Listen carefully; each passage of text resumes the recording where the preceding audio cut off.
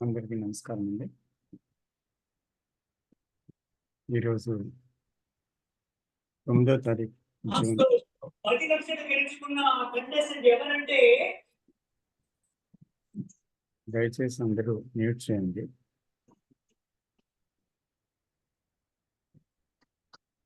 ఈరోజు 9వ తేదీ జూన్ 24, 2024 సంవత్సరం. Gnanajyothi JK study centre Visakhapatnam నుంచి ఈరోజు మనం ఒక టాపిక్ ఎంచుకున్నాము. అయితే అది లాస్ట్ వీక్ స్కిల్ఫుల్ యాక్షన్ లేదా నైపుణ్యవంతమైన చర్య అనే విషయం గురించి చర్చించుకున్నాము ఈ సమావేశంలో. అయితే దానికి అనుబంధంగా కంటిన్యూషన్గా మనకి చివరిలో కొన్ని ప్రశ్నలకి ముందు కొనసాగాలని మనం ఈరోజు topic what is the right action అనేది ఎంచుకోవడం జరిగిందన్నమాట. ఏది సరైన చర్య అని ఈరోజు మనం సంభాషణ జరగబోతున్నామండి. సో ముందుగా కొన్ని విషయాలు కూడా మనం చెప్పుకున్న తర్వాత మనం దీంట్లోకి వెళ్దాం.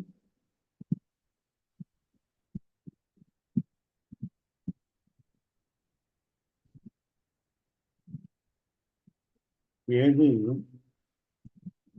రైట్ యాక్షన్, కరెక్ట్ యాక్షన్ ఇదా అనే సందేహం చాలాసార్లు చాలా మందిలో కలుగుతుంది. అయితే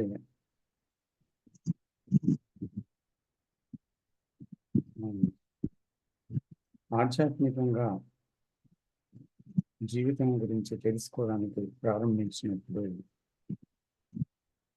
ఇంకా అది ఎక్కువ అవుతుంది. అంటే నేను చేసింది కరెక్టేనా, ఇలా చేయొచ్చు, ఇలా ఎందుకు చేశాను అని ఇంకా క్లీన్గా ఆలోచించడం జరుగుతుంది. దాని గురించి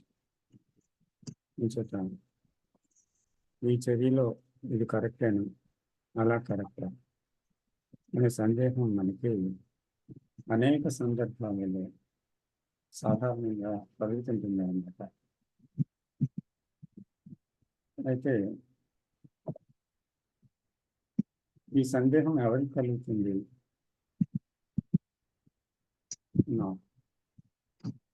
అంటే నా నిర్మాణం ఏంటి, అనుభవాలు, గత జ్ఞానం, దానికి సంబంధించిన జ్ఞాపకాలు, ఆ జ్ఞాపకాలతో కూడుకున్న ఆ పోగు అనుభవ సారం అదే. సో ఆ నీతి కలుగుతుందన్నమాట. అంటే గత జ్ఞానంతో ఏం చేస్తాం మనం? ఇది సరైనదే అంటాం, లేకపోతే ఇది సరైనది కాదు అంటాం, ఏదో ఒకటి చెప్తాం. ఇది ఒక్కొక్కరి విషయంలో ఒక్కొక్క ఉంటుంది. ఒకరికి సరైనది అనిపించింది, ఇంకొకరికి అది సరికాదు అనిపిస్తుంది. ఒకరికి సరికాదు అనిపించింది, ఇంకొకరికి సరైనది అనిపిస్తుంది. అంతేకాకుండా ఒక్కోసారి సరైనది అనిపించింది మళ్ళీ పునరాలోచనలో పడి సరైనది కాదేమో, నేను సరైనదని అంటున్నాను అని మళ్ళీ అది రైట్ యాక్షన్ కాదేమో అని మళ్ళీ సందేహం వస్తుంది. అందువల్ల ఏమవుతుందంటే మనం చేసే ఆలోచన విధానంలో నుంచే చర్య కూడా పుడుతుంది. కాబట్టి ఆ ఆలోచనలో కన్ఫ్యూజన్ ఉంది కనుక చర్యలో కూడా కన్ఫ్యూజన్ వస్తుంది అన్నమాట. ఈ గందరగోళం ఎప్పుడైతే వచ్చిందో తప్పకుండా సంఘర్షణ ఉండి తీరుతుంది అక్కడ. అయితే ఒక సుగుణాత్మక జీవితం గురించి మనం ఏం చేస్తామంటే అనేక సార్లు వింటుంటాం, లేకపోతే కొన్ని పవిత్ర గ్రంథాల నుండి లేకపోతే నైతిక విలువలు తెలియచేసే గ్రంథాల నుండి, ఆ, మతపరమైన గ్రంథాల నుండి, ఆధ్యాత్మిక గ్రంథాల నుండి ఇలాగా ఏవేవో చదువుతూ ఉంటాం అన్నమాట. అయితే అలాంటి జీవితం విన్నప్పుడు, చదివినప్పుడు ఇది శాంతిని ప్రసాదిస్తుంది కదా అని మానసికంగా ఒక ఆ, అభిప్రాయం కలుగుతుంది. దీన్ని ఒక గోల్గా పెట్టుకొని జీవించాలని ఏం చేస్తాడు మనిషి అంటే దాన్ని ఒక ఆదర్శంగా తీర్చిదిద్దుకొని ఆ, తనకి నైతికంగా, సామాజికంగా, ఆధ్యాత్మికంగా, మతపరంగా ఈ జీవితం ఇలానే జీవించాలని భావిస్తూ ముందుకు వెళ్ళడానికి ప్రయత్నిస్తారన్నమాట. కానీ ఇది ప్రస్తుత జీవన విధానానికి మనం గమనించినట్లయితే పూర్తిగా విరుద్ధంగా ఉంది కదా. ఎందుకంటే ఇక్కడ హింస ఉంది. మనం ఏమనుకుంటామంటే అహింసలో జీవితామని అనుకుంటాం, అది ఆదర్శం. అలాగే ఇక్కడ కోపం ఉంది, లేదు శాంతంగా ఉండాలి అనుకుంటాం, అది కూడా ఆదర్శం. వాస్తవానికి భయం ఉంది, దుఃఖం ఉంది. అప్పుడు ధైర్యంగా ఉండాలి, మనం అధైర్యపడకూడదు. కాబట్టి ధైర్యాన్ని మనం పాటించాలి అని అనుకుంటాం. ఇలాగ రకరకాలుగా కొన్ని ఆపోజిట్స్ని క్రియేట్ చేసుకొని ఏం చేస్తామంటే నేను ఇదే కానీ అదిగా మారాలి, అంటే నేను ఇలా ఉన్నాను కానీ అలా జరగాలి, అలా మారిపోవాలి అని ఏం చేస్తుంది, దానికోసం ఈ నేను అనేటువంటి ఇది ప్రయత్నం చేస్తుంది అన్నమాట. అప్పుడు ఏం జరుగుతుందంటే తెలిసిన దాన్ని వదులుకోలేక, తెలియనిది అందుకోలేక, జీవితంలో పొందలేక నిస్పృహ, నిరాశ, గందరగోళం, సంఘర్షణ ఇవన్నీ సంభవిస్తాయి, కలుగుతుంటాయి అన్నమాట. అంటే కోపం ఉండకూడదు అంటూ శాంతంగా ప్రవర్తించాలి అని ఒక ఆపోజిట్, భయం కలగకూడదు ధైర్యంగా ఉండాలి ఇంకొక ఆపోజిట్, భయానికి లాభత్వం ఉండకూడదు ఉదారత్వం ఉండాలి, అలాగే స్వార్థ చింతన ఉండకూడదు నిస్వార్థంగా బ్రతకాలి. ఇలా ఎన్నో ఆపోజిట్స్, ఎన్నెన్నో ఆదర్శాలను మనస్సు సుగుణాలను నిర్మించుకొని దాన్ని ఏం చేస్తుందంటే సాధించే ప్రయత్నాన్ని చేస్తూ ఉంటుందన్నమాట. నిరంతరం ఆ యొక్క ఒక ప్రయత్నశీలక జీవితాన్ని గడుపుతూ ఉంటుంది. అయితే ప్రయత్నంలో ఏం జరుగుతుందంటే సందేహాలు అలాగా కోకొల్లలుగా వస్తూ ఉంటాయి, అంటే కన్ఫ్యూజన్ వస్తుంది. అంచేత మనం ఇన్ని మాటలకి ఒకరు అంటున్నారు అనుకోండి, ఏదేదో మనకి అవమానపరిచిన మాటని అంటున్నప్పుడు మనం ఎలా స్పందిస్తాం, ప్రతిఘటిస్తాం లేదా తిరిగి అవమానించడానికి ప్రయత్నిస్తాం. అయితే ఎందుకు అలాగని మళ్ళీ మనసు రివ్యూ చేసుకుంటే నేను ప్రతిఘటించేందుకు తిరిగి ఎందుకు కోపంలోకి వెళ్ళిపోయాను అనుకుంటే క్రమం ప్రతిఘటించకపోతే, తిరిగి గట్టిగా ఎదుర్కోకపోతే ఆ మనిషి ఇంకా నన్ను మరికొంత హీనంగా చూస్తాడు. నేను ప్రతిఘటించాలి, తిరిగి నా కోపాన్ని అక్కడ కోపంతోనే నేను డీల్ చేయాలి, నేను ఆ కోపం. సో అలాగే ఏమవుతుందంటే మరో సందర్భంలో ఒక తప్పు మనం చేయలేదు, నిజంగా ఏ తప్పు చేయలేదు. సో అప్పుడు ఏమనుకుంటామంటే ఒకరు మనల్ని నిందిస్తారు, ఇది నువ్వు చేసింది చాలా తప్పు, ఇలాంటి మాట అనకూడదు, ఇలా ఏదో ఒక తప్పు చేసి మనల్ని మాట్లాడచ్చు. అలా మాట్లాడినప్పుడు నా వల్ల తప్పు లేనప్పుడు ఎందుకు నేను ఊరుకోవాలి? నేను అది తిరగబడకపోతే, దాన్ని నిరూపించకపోతే అప్పుడు నాదే తప్పు అవుతుంది కదా. అంచేత నేను దాన్ని ఎలాగైనా నా వల్ల తప్పు లేదని నిరూపించుకోవాలి అని మళ్ళీ మరొక రియాక్షన్ వస్తుందండి. సో అలాగా గొప్ప గొప్ప సత్యాలు మనం వింటుంటాం కదా, ఇది చాలా బాగుంది అని వింటామన్నమాట. మనస్సు ఆహా ఎంత గొప్పగా చెప్పారు అంటుందన్నమాట ఏదైనా విని. సో ఇలాంటి జీవితం జీవించాలని వెంటనే అనిపిస్తుంది. అయితే మనసు చేసిన ఒక ట్రిక్ ఏంటి అంటే, దాన్ని ఒక ఐడియాగా మార్చుకొని, ఒక ఆదర్శంగా మార్చుకొని, ఈ జీవితం బాగుంది అనేటువంటిది ఒకటి నిర్ణయానికి తీసుకుంటుంది. ఇక్కడ ఏం జరిగింది? మనం సాధారణ జీవితంలో, మనం జీవిస్తున్న జీవితంలో ఇది వినప్పుడు ఏముంది అక్కడ జీవితాన్ని మామూలుగా జీవించేస్తుంది. విన్న తర్వాత, తెలుసుకున్న తర్వాత ఏమైంది? ఇది కాదు జీవితం, ఇలా కాదు అలా జీవించాలి. సో ఎప్పుడైతే అలా అనుకున్నామో అక్కడ ఘర్షణ వచ్చిందనమాట. ఎందుకంటే ఒక సత్యాన్ని మనం తెలుసుకున్నాం అనుకోండి, ఆ సత్యాన్ని జీవితంలో మనము పాటించకపోతే అది ఒక పాయిజన్ అవుతుంది. అంటే అది విషతుల్యం అవుతుంది అనమాట. అంటే మరింత ఘర్షణాత్మకం అయిపోయి జీవితం ఎప్పుడు ఒక గిల్ట్‌లోకి, అపరాధ భావంలోకి, లేకపోతే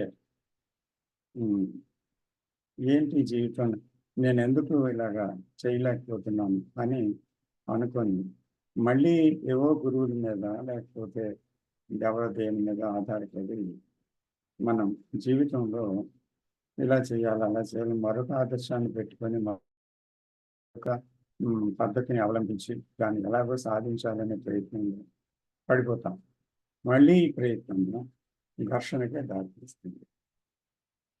కానీ ఇదంతా చూస్తే ఏంటి అసలు ఏం జరుగుతుంది?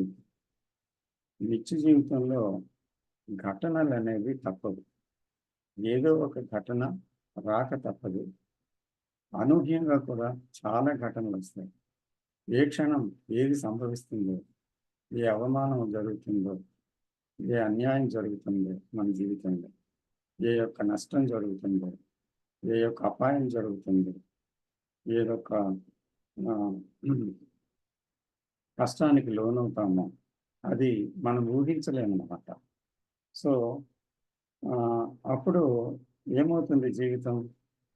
ఘటన ఎదురైనప్పుడు వెంటనే ఆ ఘటనని దేంతో డీల్ చేస్తుంది? నేను తన గత జ్ఞానంతో దాని యొక్క ఆ భయానక వాతావరణం నుంచో, లేకపోతే ఆ అభద్రత నుంచో దాటి వెళ్ళిపోవాలని తీవ్ర ప్రయత్నం చేస్తుంది. అయితే ఆ ప్రయత్నంలో ఏమవుతుందంటే మరింత ఆ నేను అనేది బలపడుతుంది అన్నమాట. ఎందుకంటే సెక్యూరిటీ కావాలి దానికి. కానీ అది ఏదైనా ఒక విషయం అన్నీ మనకు అనుకూలంగా ఏది జరగదు. ఇది సత్యం. అయితే అప్పుడు ఏమవుతుంది? అక్కడ నేను అనేది ఒక గత జ్ఞానంతో, మతంతో ప్రవర్తిస్తుంది. అప్పుడు ఆదర్శాలన్నీ ఆవిరైపోతాయి. స్వీయ రక్షణ అది ముఖ్యమే అవుతుందన్నమాట ఆ టైంలో. అప్పుడు అక్కడ రియాక్షనే ఉంటుంది. ప్రతిస్పందన మాత్రమే ఉంటుంది. అంచేత ఆ రియాక్షన్ ఎక్కడి నుంచి వచ్చిందంటే అది మనకున్న అనుభవ జ్ఞానము, పోగు చేసుకున్న జ్ఞానమైన గతం నుంచి వస్తూ ఉంటుంది. అది ఆటోమేటిక్గా రియాక్ట్ అయిపోతుంది మైండ్. మనకు తెలుసు, మనకి జరిగిపోయిన తర్వాత చూస్తాము, ఇలా జరిగిపోయింది ఎందుకు అని. కానీ సడన్గా అది ప్రారంభమవుతున్నప్పుడు తెలియదు అనమాట. ఇది డైరెక్ట్గా వితిన్ ఫ్రాక్షన్ ఆఫ్ ఎ సెకండ్లో రియాక్షన్ ముందు వస్తుంది అనమాట. ముందు కోపం వచ్చింది అని తర్వాత ఆలోచించిన దానివల్ల ప్రయోజనం ఉండదు. అంచేత ప్రయోజనం లేకపోగానే ఏమవుతుంది? మనసు ఇంకొక ట్రిక్ చేస్తుంది.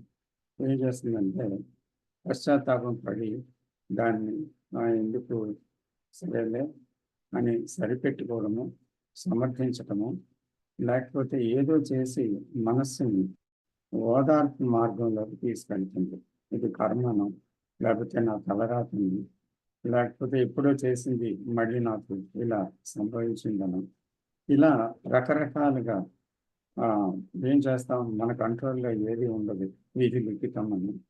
లేకపోతే ఏం జరుగుతున్నా మనం ఏమి చేయలేని, జరగాల్సింది జరుగుతుందని ఏదో ఒకటి తీసుకొని మనం ఏం చేస్తామంటే సరిపెట్టుకొని సమర్థించుకొని ఆలోచనని అక్కడక్కడ కొనసాగకుండా మనం దాన్ని కొంచెం ముందుకు వెళ్ళకుండా దాన్ని కంట్రోల్ చేయడానికి ప్రయత్నిస్తాం ఆ సమర్థనలో.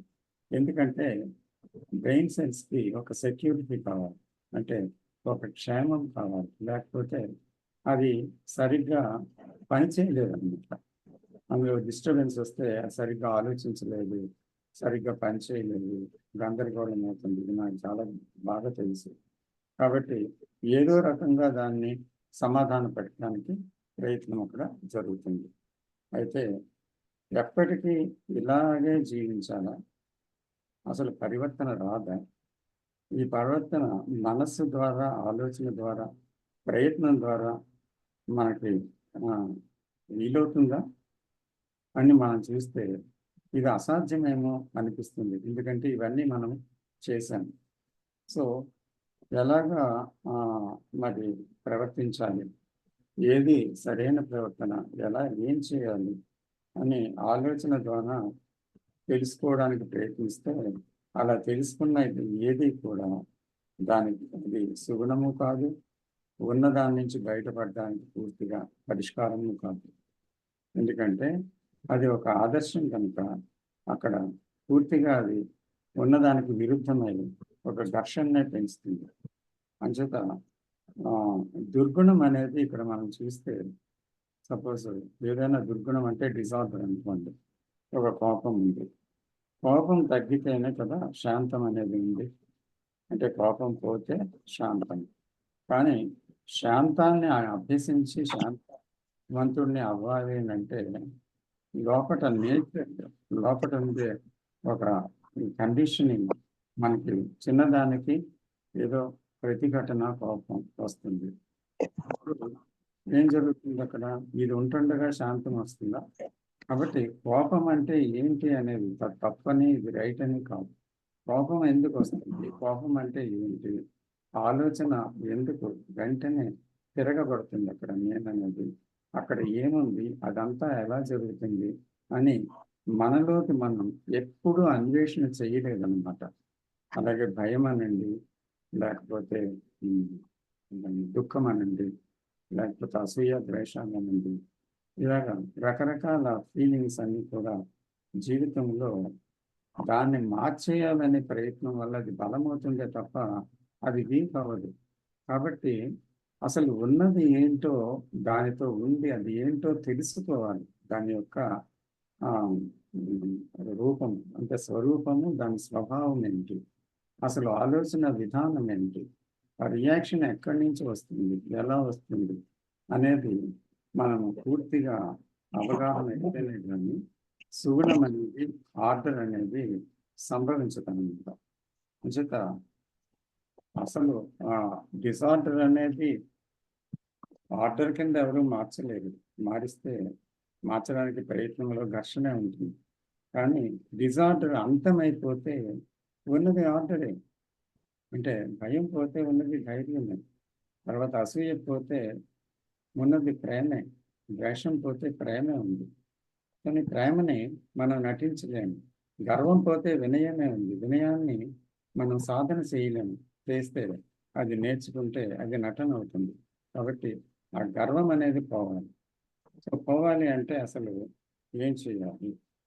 ఇక్కడ అసలు ఈ గందరగోళం అంతా మనిషి జీవితంలో ఎందుకుంది అనేటువంటి ప్రశ్న వేలాది సంవత్సరాలుగా కొనసాగుతుంది. అసలు మనిషిలో దుఃఖం అనేది ఎందుకుంది, ఈ ఘర్షణ ఎందుకుంది, భయం ఎందుకుంది, ఈ హింస ఎందుకుంది, ఇలాంటి జీవితం అనేది ఎందుకు మొత్తం మానవ చైతన్యములోనే, నాలోనే నీలోనే అని కాదు, మొత్తం మానవాళిలోనే ఎందుకు జరుగుతుంది అని ఎందరో గురువుల నుంచి, మతాల నుంచి, నైతిక సూత్రాల నుంచి, ఎన్నిటి నుంచో ఆన్సర్ కనుక్కోవడానికి మనిషి ప్రయత్నిస్తున్నాడు. ఆధ్యాత్మిక గ్రంథాలు ఏంటి, ఎన్ని ఉన్నా చదివినా మారడం లేదు, ఎన్ని విన్నా కూడా. అంటే ఇప్పుడు దానివల్ల ఏమైంది? నిజంగా చూస్తే శత్రువులు బయట లేరండి. తనకు తానే శత్రువు అయ్యాడు. తన మనస్సే అర్థం కాకపోతే అదే తనకు శత్రువు. అర్థమైన మనస్సే మిత్రుడు. అంచేత ఆలోచన విధానము నేననే కేంద్రము ఎప్పుడు అర్థం కాకపోయిందో అతను తనకు తానే శత్రువు. ఎప్పుడు అర్థం చేసుకున్నాడో అప్పుడు అది మిత్రుడిగా ఉంటుంది. అంటే అక్కడ వైషమ్యం లేదు, ఘర్షణ లేదు, గందరగోళము లేదన్నమాట. అంచేత తను తాను బాధించుకొని తన చుట్టూ ఉండేవాళ్ళ బాధకి గురి చేసేది ఏంటి? అవగాహన రాహిత్యం. దీనివల్ల హింసాత్మకత, దుఃఖము, తర్వాత ఇదంతా ఉందన్నమాట, ఈ గందరగోళం అంతా. అయితే ఇదింత ఇంత దుఃఖాత్మకంగా, ఇంత భయానకంగా, ఇంత హింసాత్మకంగా అనేక ఘర్షణలు ఇంట్లోని బయట దేశాల మధ్య యుద్ధాలు, మళ్ళీ ఘర్షణలు, బాంధవ్యాలలో పొరపచ్చాలు, తర్వాత తీవ్రమైన ఆ, మనస్పర్ధలు, బాధాకరమైన బాంధవ్యాలు, ఇవన్నీ ఎందుకున్నాయి, ఎందుకు మారడం లేదు అనేది చూస్తే, అంటే ఈ అహం ఏంటి అనేటువంటిది అన్వేషణ జరగలేదన్నమాట క్లియర్గా. నేనేంటి అని, నేననే కేంద్రంతో మనిషి పనిచేస్తున్నాడు. ఎప్పుడు కూడా చూడండి, అన్ని మాటల్లోని కూడా మనం నేను, నాది అనేది, నాకు, నేను, నాది అనేటువంటి మాటలు పదే పదే రోజుకి ఎన్నిసార్లు వాడతాం. ఆ కేంద్రం నుంచే ప్రతి ఆలోచన జరుగుతూ ఉంది, ప్రతి రియాక్షన్ జరుగుతుంది. అసలు ఆలోచిస్తున్నాడు మనిషి ప్రతిదానికి. కానీ ఎప్పుడు ఆలోచన అంటే ఏమిటి అనేటువంటి ప్రశ్న ఎప్పుడు కలగటం లేదు కదా. దాని గురించి ఎప్పుడు కూడా ప్రశ్నించుకోవడం అనేది కలగలేదు. కానీ ఆలోచన ఉపయోగిస్తున్నాడు. అంటే ఏదైనా ఒక దాన్ని ఉపయోగించినప్పుడు దాని ఉపయోగం ఏంటో తెలియకపోతే, ఇప్పుడు కత్తి ఉంది, ఆ కత్తి యొక్క ఉపయోగం తెలియకపోతే అది మన ప్రమాదానికి దారితీస్తుంది. ఉపయోగం తెలిస్తే సౌకర్యవంతంగా మనకు కావలసింది కోసి పెడుతుంది. అంచేత మనసు కూడా ఒక పనిముట్టు లాంటిదని చూసి అసలు దాన్ని ఉపయోగకరంగా దాన్ని ఎలాగా మనము ఉంచేటువంటి ఏదైనా విషయం ఉందా, అవగాహన ఉందా, దాని గురించి ఏమైనా నేర్చుకోవాలా, ఏంటి, ఎందుకు ఈ ఆలోచన అనేది ఇలా ప్రవర్తిస్తుంది అని మనకు ఆలోచన గురించి ప్రశ్న రావడం లేదు అన్నమాట. సో తన గురించి తాను అవగాహన చేసుకోవాలనేది ముఖ్యాంశం అన్నమాట. దాన్నే కృష్ణమూర్తి గారు self knowing is the foundation of living అన్నారు. అంటే నిజంగా ఒక మంచి జీవితం జీవించాలంటే ఘర్షణ లేని జీవితం, దుఃఖము లేని జీవితం, భయము లేని జీవితం, ఇలాంటివన్నీ ఒక ఆదర్శాలు కాదు. ఎప్పుడో దూరంలో దాన్ని సాధిద్దామనేటువంటి ఆదర్శము, కాలము, అక్కడ దూరము అనేది కాదు అక్కడ. కానీ ఈ ఆదర్శాలు అనేవే మనిషిని మరింత గందరగోళంలోకి తీసుకొని వస్తుంది. కానీ అవగాహన కావాలి, ఆదర్శం కాదు. అందువల్ల ఈ సెల్ఫ్ అండర్స్టాండింగ్ అంటే తన్ను తాను అవగాహన చేసుకోవడం, తన్ను తాను తెలుసుకోవడం. సెల్ఫ్ నోయింగ్ అంటే ఆ నేననే దాన్ని తెలుసుకోవడం ఇది చాలా చాలా ముఖ్యం. ఎందుకంటే ధ్యానం అనేది కూడా జరగాలి అని అంటే నిజంగా అక్కడ ధ్యానించే వాడు అయిన ఆ నేను అన్నది ఖచ్చితంగా దాని యొక్క మారుమూల కోణాలన్నిటితో, చీకటి కోణాలన్నిటితో, సీక్రెట్ ఎజెండాస్ అన్నిటితో అది అర్థమయ్యి తీరాలి. ఎందుకంటే అది అర్థమైతేనే కానీ ఒక స్పష్టత అనేది జీవితంలో కలగదు. ఎప్పుడైతే అది కలగదో అక్కడ మనం ఏ పని చేసినా గందరగోళాన్ని తీసుకొని వస్తుంది.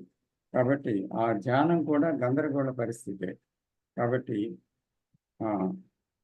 నాలో ఈ నిశ్శబ్దం అనేది లేదు. కారణం ఎందుకంటే నేనే శబ్దం, నేనే ఆలోచనలే శబ్దము, నేనే సంఘర్షణ, నేనే దుఃఖం, నేనే భయం, నాకు దుఃఖం కాదు. అంచేత ఇది కనుగొనాలి. కానీ తానేంటో తెలియనటువంటి అయోమ స్థితిలో మనం పడున్నాం. ఈ సంక్షోభం అంతా కూడా దాని నుంచే. తన చింతనలో ఎప్పుడు తన గురించి ఆ, తన గురించి చేసేటువంటి చింతన ఒకటి ప్రధానమైపోతుంది. ప్రతి చూడండి, ఒక కుటుంబంలో కానీ, ఒక సమాజంలో కానీ, లేకపోతే ఒక దేశ అధినేతలో కానీ, ఎవరిదైనా సరే తన గురించి ఎక్కువగా ఆలోచిస్తూ ఉంటాడు. తన పదవి, తన ఇంపార్టెన్స్, తర్వాత తన ఆధిక్యత, తర్వాత తన పేరు ప్రతిష్టలు, తన గౌరవం, తన స్థితి, ఇలాగా అన్నమాట. అంచేత ఏమవుతుంది, అప్పుడు ఒంటరి వాడైపోయాడు అతను. అంటే తను అనే ఆలోచనల్లో తన చుట్టూను విరిగీసుకొని తన గురించే చేస్తున్న ఆలోచనలు ఏమయ్యాడంటే is cut off from the everything అన్నమాట. ఎందుకంటే అక్కడ తనే ముఖ్యమైపోయాడు, ఇంకా వేరే చింతన లేదు కనుక అతను ఒక ఒంటరి జీవితాన్ని తను అనే ఒక ఒంటరి జీవితాన్ని గడుపుతున్నాడు అన్నమాట. ఈ ఒంటరితనం ఒక ఏంటి అంటే ఒక అవగాహన వల్ల, దర్శనం వల్ల అంతం అవ్వాలి. ఎందుకంటే ఈ ఒంటరితనం ఏంటి అని ఎవరు ప్రశ్నించుకోలేదు. ఎందుకంటే ఒంటరితనం రాగానే ఏం చేస్తాము, మనకి ఏదో ఒక ఊసిపోదు, ఏదో ఒక రకమైన ఆందోళన కలుగుతుంది. వెంటనే మనం దాన్ని తప్పించుకోవడానికి ప్రయత్నిస్తాం, ఏదో అసంతృప్తి. ఆ ఒంటరితనంలో ఎప్పుడు కూడా మనం మన చింతనల్లోనే మనం గడుపుతూ రకరకాల అనారోగ్యాల పాలు దేహం గురవుతుంది. అలాగే మానసిక రుగ్మతలు కూడా వచ్చి చాలామందికి మేనియా, డిప్రెషన్ ఇటువంటివి చాలా ఘోరంగా జరుగుతున్నాయి. తర్వాత ఈ సిక్ హెడేక్స్, తర్వాత దానివల్ల అనేక సైకోసోమాటిక్ డిసీజెస్ అన్నీ కూడా ప్రత్యక్షమై మనస్సు, అటు శరీరం కూడా చాలా క్షోభకు గురవుతుంది అన్నమాట. అందువల్ల ఇక్కడ ఈ వేరే ఒక స్థితి ఒకటి ఉంది. ఒంటరితనము పోతే అంటే ఆ నేను అనే పరిధిలో మనిషి ఆలోచించటం అనేది అవగాహన వల్ల ఆగిపోతే, ఆ నేను యొక్క నిర్మాణం అంతా భ్రాంతే అని మనిషి తెలుసుకుంటే, అసలు నేను ఉందా అని ప్రశ్నించుకొని అది కేవలం ఆలోచనల్లోనే ఉంది, లేనప్పుడు లేదు, అందువల్ల ఇది నిజంగా లేదు కానీ ఉందనే భ్రమే ఉంది అనే విషయాన్ని స్పష్టంగా ఏదంటే పుస్తకంలోనో, లేదో అంటే ఒక సంభాషణలోనో, లేకపోతే ఒక ప్రవచనంలోనో, ఒక దేంట్లోనో తెలుసుకోవడం కాదు, కానీ మనకు మనంగా, నాకు నేనుగా ఈ నేనేంటి అనేది పూర్తిగా నాకు అర్థమైతే అప్పుడు ఏం జరుగుతుంది, ఆ ఒంటరితనం పోతుందన్నమాట. ఎందుకంటే ఆ నేనే డివిజివ్ ఫ్యాక్టర్. అంటే ప్రపంచాన్ని నుంచి, మనుషుల నుంచి, అందరి నుంచి నన్ను వేరుగా నన్ను విభజన చేసుకున్నది ఆ నేననే భావమే. అంచేత నేనున్నప్పుడే నువ్వు అనేది ఒకటి వచ్చింది, నేనున్నప్పుడే నాకంట వేరైనది ఒకటి ఉంది.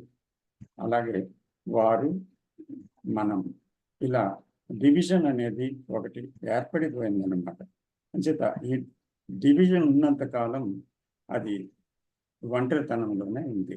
కాబట్టి నిరంతరం ఫైటింగ్, నిరంతరం అశాంతి అన్నమాట. అంచేత ఇక్కడ ఈ అవగాహన వల్ల నేననేది ఏంటి లేదు అనేది నిజంగా ఒకరు కనుక్కోగలిగితే అప్పుడు ఏమవుతుందంటే ఒక ఏకాంతత అనేటువంటి మహత్తర విషయంలోనికి మనసు ప్రవేశిస్తుంది అన్నమాట. అది సంభవిస్తుంది అక్కడ.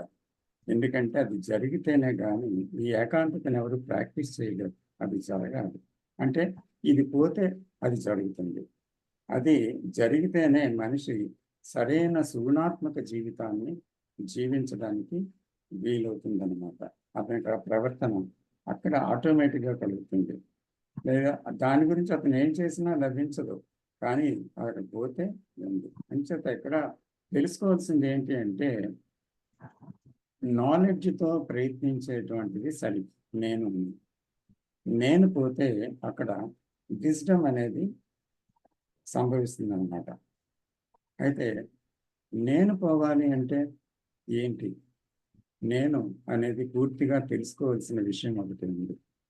దేర్ ఈజ్ ఓన్లీ ఇన్సెక్యూరిటీ, అభద్రత మాత్రమే ఉంది అని తెలుసుకోవాలి.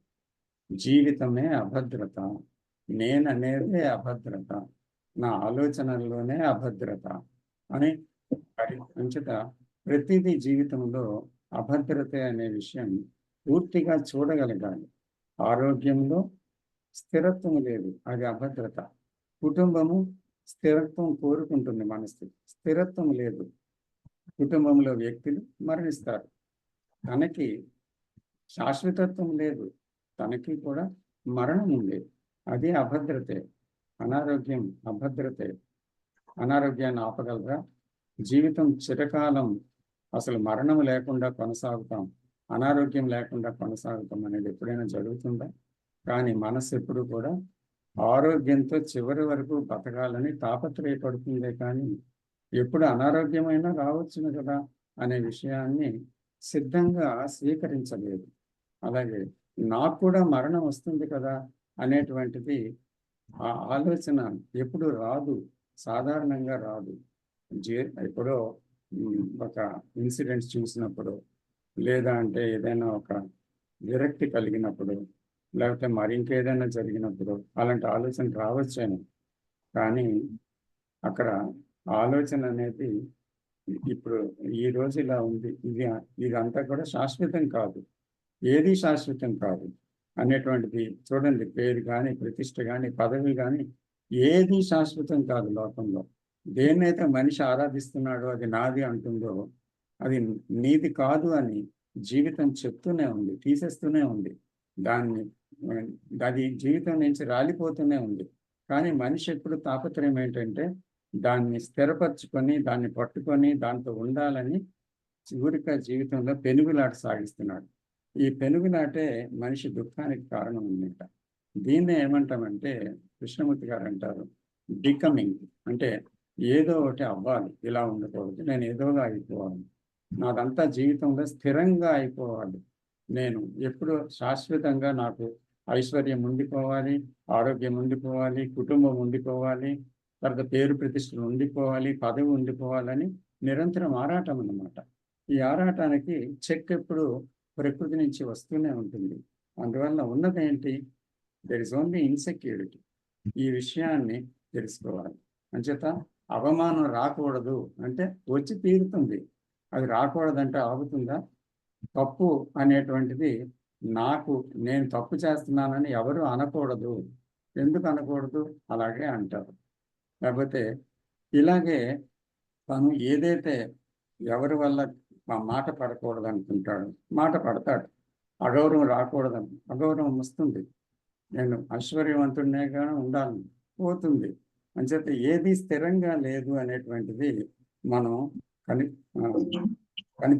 మనం చూడాలన్నమాట. నిజంగా నేననేది ఉందా? ఆ భ్రమ వల్లనే అహం అనేది, ఈగో అనేది అది రియాక్షన్తో ఎప్పుడు దాంతో ప్రవర్తిస్తుందన్నమాట. అంచేత ఆ నేను అనేది ఏంటి అసలు ఆ కేంద్రం అని పూర్తిగా దాని గురించి అవగాహన కావడమే నిజంగా స్వీయ అవగాహన. సో కేంద్రం అనేది ఉన్నప్పుడు ఏమవుతుంది? ఉన్న ప్రవర్తన ఎటు తీసుకెళ్తుంది? కేంద్రంతో అక్కడ లోన్లీనెస్కి వెళ్తుంది కేంద్రం ఉంటే. కేంద్రం లేకపోతే ఎలోన్నెస్ ఉంది, అంటే ఏకాంతత ఉంది. ఇక్కడ ఒంటరితనం ఉంటుంది కేంద్రం ఉంటే, కేంద్రం లేకపోతే ఏకాంతత ఉంటుంది. కేంద్రం ఉంటే ఏమవుతుంది? డిజార్డర్, అంటే జీవితం అంతా ఒక రకమైన అక్రమ స్థితి, క్రమగతమైన జీవితం కాదు, అది ఒక గందరగోళంతో కూడుకున్న జీవితం అన్నమాట. అయితే ఎలోన్నెస్లో ఏముంది? సుగుణం ఉంది, ఆర్డర్ ఉంది. అంచేత మళ్ళీ మనం చూస్తే లోన్లీనెస్లో ఏముంది? కన్ఫ్యూషన్ ఉంది, గందరగోళం ఉంది, తర్వాత ఇంకేముంది? సంఘర్షణ ఉంది. కానీ ఎలోన్నెస్లో చూస్తే తప్పకుండా క్లారిటీ అనేది ఉంది, స్పష్టత ఉంది. ఇక్కడ గందరగోళం ఉంటే అక్కడ మనసు అనేది నేను అనే అహం ఆగిపోయింది కనుక, పడిపోయింది కనుక అక్కడ ఒక విశాలత ఉంది. ఆ విశాలతలో నేననే సంకుచితత్వం లేదు కనుక, అక్కడ గందరగోళం లేదు కనుక, సంఘర్షణ ఆగిపోయింది కనుక అక్కడ నిజంగా స్పష్టత ఉంది. అంచేత ఈ మళ్ళీ ఈ లోన్లీనెస్లో నేను దాంట్లో ఒక యాక్షన్ అనేది ఏంటవుతుంది, అది పర్సనల్గా అంటే నేను అనే దాంతో కూర్చుంది, అప్పుడు అది రాంగ్ యాక్షన్ అవుతుంది. కానీ ఏలోనెస్లో ఏంటవుతుంది, నేను అనేది లేదు కనుక ఇంపర్సనల్ కనుక అది అంటే నేను అనే కేంద్రంతో అది లేదు కాబట్టి అది మొత్తము ఏది విశ్వం యొక్క ఒక అంటే యూనివర్సల్ మైండ్తో కనెక్ట్ అయి ఉండదు. కాబట్టి అక్కడ ఇండివిజువల్గా ఉండేటువంటి విభజనాత్మకత లేదు కనుక అక్కడ ఏమవుతుందంటే రైట్ యాక్షన్ ఉంటుంది అన్నమాట. ఒక సరైన చర్య పుడుతుంది. ఇది నేర్చుకుంటే వచ్చేది కాదు ఈ సరైన చర్య, ఆ స్థితిలో కలిగేది అన్నమాట. చేత ఇక్కడ మళ్ళీ లోన్లీనెస్లో ఏముందంటే వైలెన్స్ ఉంది, అంటే హింస ఉంది, స్ట్రగుల్ ఉంది. తర్వాత ఎలోనెస్లో ఏముందంటే తన చర్యలోని, తన మాటలోని, తన ఆలోచనలోని ప్రేమ ఉంది, కరుణ ఉంది. అంచేత ఇక్కడ గందరగోళం ఉంది, మళ్ళీ అక్కడ విజ్డమ్ ఉంది. అంచేత ఇదంతా మనం చూస్తే నిజంగా సరైన చర్య అనేది ఎక్కడ పుడుతుందంటే when there is an operation of intelligence, అంటే తెలివి అనేది ఒకటి ఉంది. అది మీ తెలివి, నా తెలివి, వారి తెలివి కాదు, కానీ అది విశ్వజనీనకమైన తెలివి. సో అది ఒక ఆ తెలివి ఏంటంటే విజ్డమ్ అన్నమాట. సో అది విజ్ఞాని కూడా అనొచ్చు. అటువంటి ఒక తెలివి ఎప్పుడు ప్రవర్తనలోకి వస్తుందో, సో ఎప్పుడు ఆ ప్రేమతత్వము మనిషిలో ఉదయిస్తుందో, ఎప్పుడైతే డివిజన్ పోయిందో అతను ఏం చేసినా that is a right action, ఎందుకంటే అది కేంద్రం నుంచి గతం నుంచి రాలేదు. కాబట్టి ఈ కన్ఫ్యూజన్ అంతా కూడా మనం ఏంటి ఇందులో ఏం చేయాలంటే ఇలాంటి సందర్భంలో నేను ఎలా ప్రవర్తించాలి అని అడిగితే సమాధానం ఎవరు చెప్పినా అది సరైనది కాదు. ఎందుకంటే అక్కడ ఇంటెలిజెన్స్తో మనకి మనమే, నాకు నేనే తెలుసుకోవాలి. ఇంటెలిజెన్స్ ఉదయిస్తేనే కానీ నాకు క్లారిటీ రాదు. అది ఉదయించాలంటే ఈ క్లెవర్నెస్తో, గతంతో ఉండేటువంటి మనసు, రియాక్షనరీ మైండ్ ఏదైతే నేను ఉందో అది అంతం అవ్వాలి. అంతవరకు కూడా రాదు. ఇంతవరకు కూడా నన్ను ప్రొటెక్ట్ చేసుకోవడానికి, నన్ను నేను కాపాడుకోవడానికి నేను ప్రయత్నిస్తుంది. ఎందుకంటే అది శాశ్వతంగా ఉండాలనుకుంటుంది ప్రతి దాంట్లో. కాబట్టి నష్టపోకూడదు, లేకపోతే దానికి ఇది జరగకూడదు, అది జరగకూడదు అంటూ ఒక కాపాడుకునే విధానంలో అది గిరి తీసుకుంటుంది. అందుకనే అక్కడ వైలెన్స్ చోటు చేసుకుంటుంది, ఘర్షణ చోటు చేసుకుంటుంది. అందుకనే జీవితంలో ఈ రైట్ యాక్షన్ అంటే ఏంటో తెలియాలి అంటే నేనుని దాటి వెళ్ళినప్పుడే అది తెలియబడుతుంది, లేకపోతే అది తెలియనే తెలియదు. నమస్తే.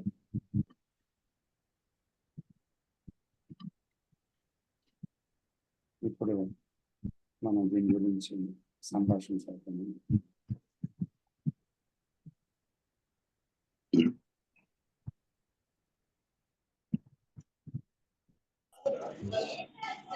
మాట్లాడచ్చండి. మాట్లాడండి సార్. నేను అనే కేంద్రం అర్థం అవ్వాలండి. నేను కేంద్రం అంటే ఈ భయాలు, కష్టాలు, సుఖాలు, మానసిక రోగాల్ని నేను సృష్టిస్తున్నాను, నేనే సృష్టికర్తను వాటికి. అంటే ఏంటి? నమ్మకాల వల్ల, ట్రెడిషన్ వల్ల, ఉద్దేశాల వల్ల, అభిప్రాయాల వల్ల, ఉన్న స్థితిలో సంతృప్తి లేకపోవటం వల్ల, అసంతృప్తి, ప్రేమ లేకపోవటం వల్ల, ఆనందం లేకపోవటం వల్ల ఏదో సాధించాలని ప్రయత్నం చేస్తుంది. ఆ నేననే కేంద్రం నేను సృష్టికర్తను కనుక అర్థం చేసుకుని దాన్ని రూట్ అవుట్ చేస్తే ప్రశాంతంగా బతుకుతాం సార్. ప్రేమతోనూ, శాంతితోనూ, సంతృప్తితో ఉన్నదాంతో. అంటే క్షణం మారిపోయే వాటితో పట్టించుకోం, ఉన్నట్టుగానే హాయిగా బతుకుతామని నా ఉద్దేశం సార్. నమస్కారం అండి. కరెక్ట్ ఏమండి? Thank you.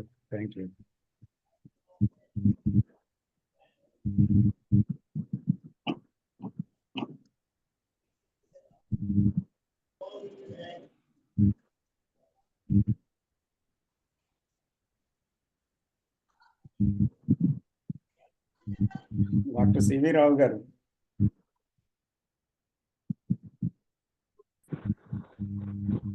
హలో, నమస్తే.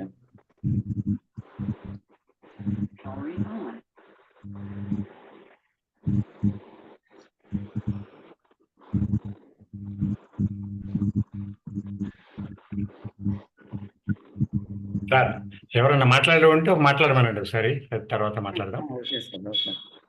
సో ఎవరైనా మాట్లాడొచ్చండి.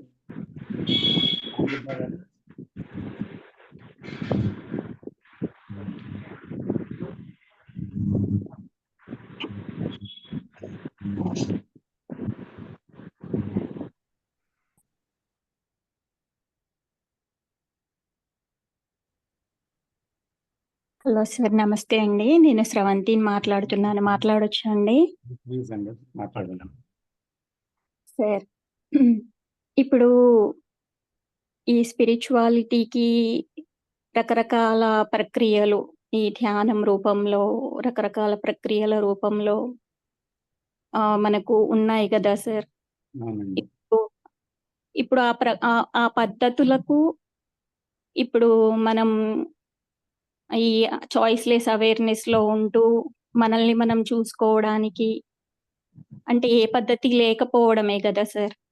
అంటే ఒక పద్ధతి ఉండడానికి, పద్ధతి లేకపోవడానికి ఆ ఫలితంలో ఏంటి సార్ డిఫరెన్స్ ఏమన్నా చెప్పగలరా? అంటే ఒక పద్ధతి అనేది ఏమిటొస్తుందంటే లిమిటేషన్ అన్నమాట. అంటే ఇలాగా చెయ్యాలి అని, మరొకరు మరొకలాగా చెయ్యాలి అంటారు. అంటే ఒక్కొక్కరు ఒక్కొక్క విధానాన్ని, ఒక్కొక్క పద్ధతిని సూచించారు. అయితే మనం ఒక పద్ధతి ట్రై చేస్తాము, దానివల్ల కాలేదు, మరో పద్ధతి ట్రై చేస్తాము. అయితే ఒక సాంకేతిక రంగంలో కొన్ని విషయాల్ని ఒక పద్ధతిలోనే చేసినప్పుడే అది ఒక ఒక పెర్ఫెక్షన్ వస్తుంది అందులో. అది కరెక్ట్గా మిషన్ వర్క్ చేయటం ఇదంతా అవుతుంది. సో దాంతో ప్రాసెస్ ఉంది. కానీ సెల్ఫ్ అనేది, నేను అనేది ఒక పద్ధతిలో దాన్ని మార్చుకుందామని అంటే అక్కడ ఒక ప్రయత్నశీలత ఉంది. సో ప్రయత్నం ద్వారా మనం దాన్ని ఒక సరిచేయటానికి, నిరోధించడానికి, లేకపోతే దాన్ని ఒక విధంగా మార్చడానికి ఉన్న స్థితి నుంచి ఒక ప్రయత్నం జరుగుతుంది. ఈ ప్రయత్నం అనేది ఎక్కడైతే ఉందో అక్కడ ఘర్షణ ఉంది. ఏమవుతుందంటే ఇక్కడ నేను దాన్ని సాధించాలి, ఈ విధంగా అంటే ఏమవుతుంది, అక్కడ గోల్ ఉంది. ఆ గోల్ని సాధించే ప్రయత్నం ఉంది. అందులో కాలం ఇక్కడి నుంచి అక్కడికి, ఈ స్థితి నుంచి ఆ స్థితి అని ఒక కాలం ఉంది. డిస్టర్బెన్స్ వస్తుంది సార్. ఎవరో మ్యూట్ చేయలేదమ్మా, దయచేసి అందరు మ్యూట్ చేయండి. ఇప్పుడు వస్తుందమ్మా? ఓకే సార్, వినిపిస్తుంది సార్.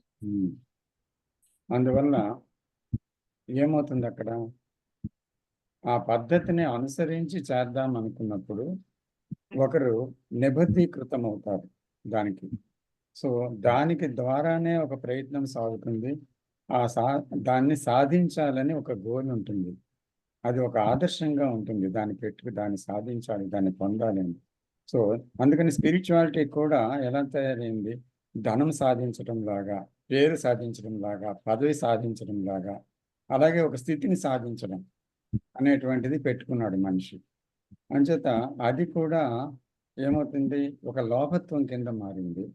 అది కూడా ప్రయత్నశీలతతో కూడుకుంది, సంపాదించాలి అని. అది కూడా బికమింగ్ ప్రాసెస్ అది.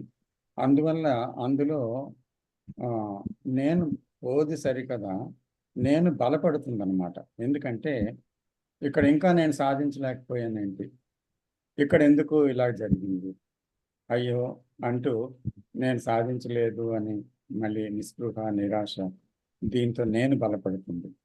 మళ్ళీ నేను సాధించగలను అంటూ ఒక ధైర్యం పెంచుకోవాలని ఎవరో చెప్తారు. మళ్ళీ పాజిటివ్ థాట్స్ మెయింటైన్ చేయాలి. సో అప్పుడు మరొక సెల్ఫ్ నిర్మాణం చేసుకుంటుంది. అంచేత ఏ నేనైతే పోవాలో, పోతేనే అది వస్తుందో ఆ నేను బలపడుతూ వస్తుంది ఈ ప్రయత్నంలో. అలా కాకుండా గోల్ అనేది కాకుండా ఇప్పుడున్న స్థితి ఏంటి, నాకున్న స్థితి ఏంటి, అసూయ, ద్వేషం, కోపం, భయం ఇవి ఉన్నాయి నాలో. ఘర్షణ ఉంది, తర్వాత విభజన ఉంది. ఎప్పుడు నేను ఏదో ఒకటి సాధిద్దామనే ఒక ప్రయత్నశీలత ఉంది. అంచేత ఇవన్నిటితో నేను ఉన్నాను కదా, ఈ నేనేంటి, ఇలాంటి ఒక జీవితంలో ఘర్షణ ఉంది. అంచేత అసలు కోపము, భయము ఇవన్నీ నేనేనా, నా నుంచే కలుగుతున్నాయంటే అది నేనా, లేకపోతే నావా, ఆలోచన అనేది ఏంటి అసలు యాక్చువల్గా అంటూ తన ఉన్న విషయాన్ని, తనలోని ఉన్న విషయాన్ని, అంటే ఆ ఉన్న విషయంతో తాను ఉన్నాడు, విషయరహితంగా లేడు. కాబట్టి ఈ విషయం పోవాలనుకుంటున్నాడు. అలా కాకుండా పోవాలి అనుకుంటున్నప్పుడు, ఏదో పొందాలి అనుకున్నప్పుడు ఆ పొందవలసిందే ముఖ్యమైపోయి ఈ పోవాలి అనుకుంటున్నది ముఖ్యము కాదు అక్కడ. ఎందుకంటే దేన్ని చూస్తాడు, నేను ఇంకా శాంతం గడించలేదు, నేను ఇంకా ఆ నిశ్శబ్దం పొందలేదు, నేను ఇంకా సెల్ఫ్ నుంచి బయటపడలేదు అని అదే చూస్తూ ఉంటాడు. కానీ ఇక్కడ కోపాన్ని, భయాన్ని, సెల్ఫ్ని చూసే అవకాశం లేదు అక్కడ. అందుకనే భవిష్యత్ యొక్క నిర్మాణంలో, ప్రయాణంలో, దర్శనంలో ఇతను ఆ సీయింగ్లో లేడు, ఉన్నదాన్ని చూడటం లేదు. అంచేత ఉన్నదేంటి అని చూడాలంటే ఉన్న దాంతో ఉండాలి. అంటే ఆ కోపంలో ఏం జరుగుతుంది, భయంలో ఏం జరుగుతుంది, సంఘర్షణాత్మక స్థితిలో ఏం జరుగుతుంది, లోపత్వంలో ఏముంది, తర్వాత బికమింగ్లో ఏం జరుగుతుంది, అసూయ ద్వేషాలు కలిగినప్పుడు ఏమవుతుంది. అంచేత ఆ జీవితంలో ప్రతిదీ ఎప్పుడూ మనం గమనించలేదన్నమాట. మన యాంత్రికంగా మనకున్న గుణాలతో మనం వెళ్ళిపోతున్నాం. మనం అంటే మొత్తం మానవాళి అంతా. అక్కడ నేను వేరు, మానవులందరూ వేరు కాదు. మానవాళిలో ఏది ఉందో అదే గుణాలు నాలోనే ఉన్నాయి. కాబట్టి మానవ సమాజము, మానవ చైతన్యము అంతా ఒకే రీతిలో ఉంది. కాబట్టి ఇక్కడ నన్ను నేను చూస్తున్నానంటే మొత్తం మానవాళిలో ఉండే చైతన్యాన్ని అంతటినీ నేను చూస్తున్నాను. కాబట్టి నన్ను నేను అర్థం చేసుకుంటున్నానంటే నా చుట్టూ ఉండే వారు అందరినీ అర్థం చేసుకుంటున్నాను. కాబట్టి నన్ను నేను అర్థం చేసుకోవడం అనేది స్వార్థపూరిత ఒక చర్య కాదు. అందుకని ఆ నేను అనేది పోతేనే కదా నిస్వార్థమైన చర్య పుడుతుంది, అంటే సెల్ఫ్లెస్ యాక్టివిటీ పుడుతుంది. ఇక్కడంతా సెల్ఫ్ సెంటర్డ్ యాక్టివిటీ ఉంది. అదే కదా సంక్షోభానికి, దుఃఖానికి, వైలెన్స్కి అన్నిటికీ కారణం. కాబట్టి దాన్ని మనం చూడాలి అంటే ఆదర్శము గోల్ కాదు, లేదా అంటే ఒక ప్రయత్నం కాదు, లేదా అంటే ఒక పద్ధతి కాదు. కానీ ఏం జరుగుతుంది నాలో, మాట్లాడేటప్పుడు ఒకరితో ఎలా మాట్లాడుతున్నాను, వింటున్నప్పుడు ఎలా వింటున్నాను, చర్య చేసినప్పుడు ఎలా చర్య చేస్తున్నాను. ప్రతిదానికి ఒక కారణం అంటూ ఉందా? కారణంతో కదా చేయగలుగుతున్నాను, కారణం లేకుండా. సో ఆ కారణం ఏంటి? సెల్ఫ్ నుంచి ఏదో పొందాలనా, లేకపోతే నేను బాగుండాలనా, లేకపోతే నాకు అది పొందాలని ఉందనా, లేకపోతే ఏంటి ఆ కారణం? సో ప్రతి ఒక్క చర్య, ప్రతి ఒక్క ఆలోచన ఎక్కడి నుంచి పుడుతుంది, ఏంటి ఆలోచన అంటూ దాని అందే ఉండి దాన్ని గమనించటం అనేది జరుగుతున్నప్పుడు there is a self understanding అన్నమాట. అంటే నేను అనేటువంటి దాన్ని అర్థం చేసుకోవటం అనేది జరుగుతూ ఉంటుంది అక్కడ. సో ఈ అవగాహనలో ఏమవుతుందంటే సెల్ఫ్ అనేది రాలిపోతుంది. ఎందుకంటే అది భ్రమ అని తెలిసిపోతుంది. ఇది ఆలోచన నిర్మితమని తెలిసిపోతుంది. ఈ ఆలోచనలు స్థిరం కావని తెలిసిపోతుంది. తర్వాత అది అనుభవాలతో వచ్చిన విషయము, అనుభవాలు పరిమితమైనవే, ఆలోచన పరిమితమైనదే అని తెలిసిపోతుంది. కాబట్టి పరిమితత్వంతో ఉన్నదాన్ని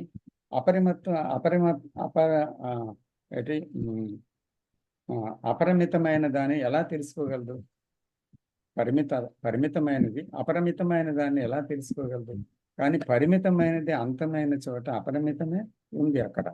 అంటే సంపూర్ణమే ఉంది, అసంపూర్ణం పోయినప్పుడు అని మనం గ్రహించినట్లుగా అని గ్రహించడం అనేది కేవలం సెల్ఫ్ అండర్స్టాండింగ్ లో జరుగుతుంది. అందుకే Krishnamurthy has given a tremendous importance for such self understanding, and he says it is a foundation for living and meditation also. The whole living is based on that. So the whole action is based on that. So one must understand the most important thing in life is the only one thing, that is self-understanding and self-understanding and nothing else. So ఎప్పుడైతే అది పూర్తిగా మన హృదయంలో నాటుకుపోయిందో అప్పుడు మనల్ని మనం చూడటానికి ప్రయత్నిస్తాం అన్నమాట. అప్పుడు శాస్త్రాలు కాదు, గురువులు కాదు, ఇది కాదు, అది కాదు, నేననే గ్రంథమే ముఖ్యమైపోతుంది. So then we begin to read letter by letter, page by page, sentence by sentence. So then only we can understand. అందుకే కృష్ణజీ అంటారు, this is only the sacred book and the most sacred book. Not the Gita, not the Bible, not the Quran, not the religious books, not anything, but the book of your self. Can you read your book? So then only there is an ending of the self. Without the ending ఇక్కడ ఏమీ లేదనమాట, పవిత్రతే లేదు. అందుకని పవిత్రత అనేది నిజంగా తెలియాలి అని అంటే పవిత్రమైనదేదో, కాలాతీతమైనదేదో, భగవంతుడు అంటే ఏంటో తెలుసుకోవాలంటే నువ్వంటే ఏంటో ముందు మీకు తెలియాలి అంటారు. సో కాబట్టి మన అందరం ఏం చూడాలంటే అది ఎంత ముఖ్యత దాంట్లో ఉంది అనేది చూడాలి కదమ్మా.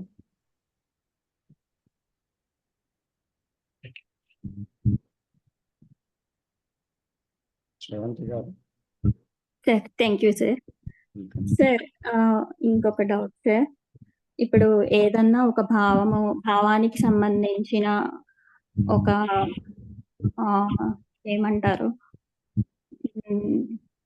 ఎమోషన్ కి సంబంధించిన ఒక రిఫ్లెక్షన్ మనలో, ఏదైనా ఒక వైబ్రేషన్ మనలో కలుగుతున్నప్పుడు దాన్ని గమనిస్తూ ఉన్నప్పుడు అది కొంచెం ఎక్కువగా అయినట్టుగా కూడా నేను సెన్స్ చేశాను సార్. 1-2 సార్లు అలా జరుగుతుందంటారా? ఒకవేళ అలా జరిగితే దానికి కారణం ఏమై ఉంటుంది? అంటే ఎప్పుడైతే టోటల్ సీయింగ్ లేదో, మీరు అటెన్షన్ అనే పదం విన్నారు కదమ్మా?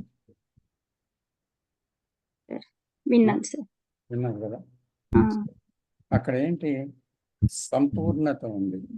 అక్కడ ఏంటి మనసు, హృదయము, బ్రెయిన్ సెల్స్, తర్వాత అన్ని రక్తనాళాలు, శరీరము, మనసు, హృదయం అన్నిటితో కలిపి సంపూర్ణంగా చూడటం అనమాట, ద హోల్ సీన్. ఎప్పుడైతే అంత సంపూర్ణంగా చూసామో ఏమవుతుందంటే ఉన్నది రాలిపోతుంది, అది కంటిన్యూ అవ్వడానికి వీల్లేదు. ఎందుకంటే ఆ సంపూర్ణతలో అసంపూర్ణమైనది లేదు అన్నమాట. అక్కడి నుంచి అక్కడ ఉండదు. సో అక్కడ అందుకనే నో పర్సన్ దేర్ అటెన్షన్లో.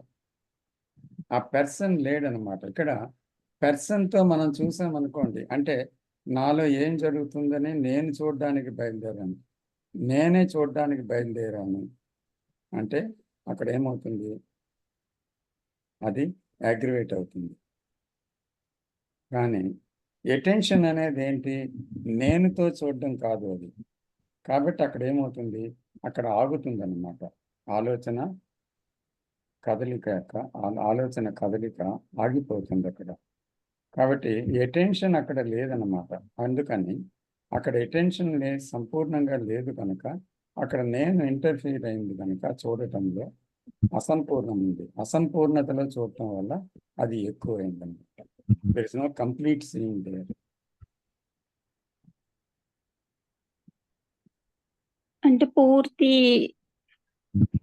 అటెన్షన్ లేదు కాబట్టి అలా జరిగిందంటారు. పూర్తిగా సంపూర్ణతతో దర్శనం లేనప్పుడు ఏమవుతుందంటే అక్కడ ఏం జరుగుతుంది అనేది, ఎక్కడి నుంచి చూస్తున్నాం అనేది ప్రధానం అక్కడ.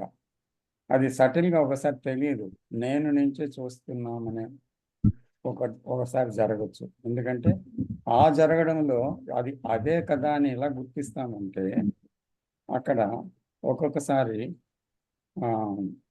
దాంట్లో మనము ఇంట్రోస్పెక్షన్ వస్తుంది. అంటే పప్పులు ఎంపిక కానీ, లేకపోతే ఏం చేస్తున్నాను నేను ఇప్పుడు అంటూ ఆ నేను గురించి విమర్శనాత్మకంగా చూడడానికి ప్రయత్నం కానీ, ఏదో ఒకటి లోపల అంతర్లీనంగా ఉంటుంది. సో అంతర్లీనంగా ఉన్నదాన్ని మనసు గుర్తించక ఏం చేస్తుందంటే నేను చూస్తున్నాను అనుకుంటుంది. కానీ నువ్వు చూడటం కాదు, అక్కడ కేవలం చూడటం జరగాలి.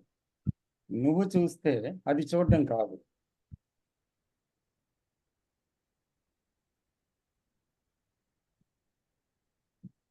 అంటే లోపల దాగి ఉన్న వాటిని మనం చూడలేకపోవడం కూడా, అంటే సూక్ష్మంగా చూడలేకపోవడం కూడా కారణం కావచ్చు అంటారా?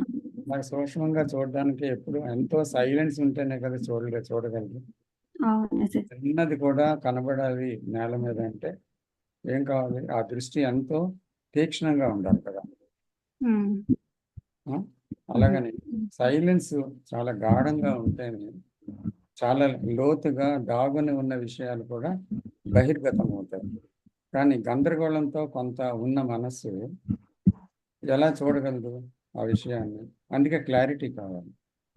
క్లారిటీ అనేది నిశ్శబ్దంలో వస్తుంది. ఈ నిశ్శబ్దం అటెన్షన్లో ఉంది. క్లారిటీ అంటే సార్, క్లారిటీ కావాలి అన్నారు. క్లారిటీ అంటే స్పష్టత. అంటే ఇప్పుడు అస్పష్టంగా ఉంటుంది కదా మనస్సు దేని యందు. అవును సార్. అది ఏది ఉండదు. ఏది ఎలా ఉందో అలాగే చూడగలదు. అది క్లారిటీ. ఓకే. ఆ చూడగలిగే మానసిక స్థితి ఉండాలి అక్కడ. అవును. Thank you sir.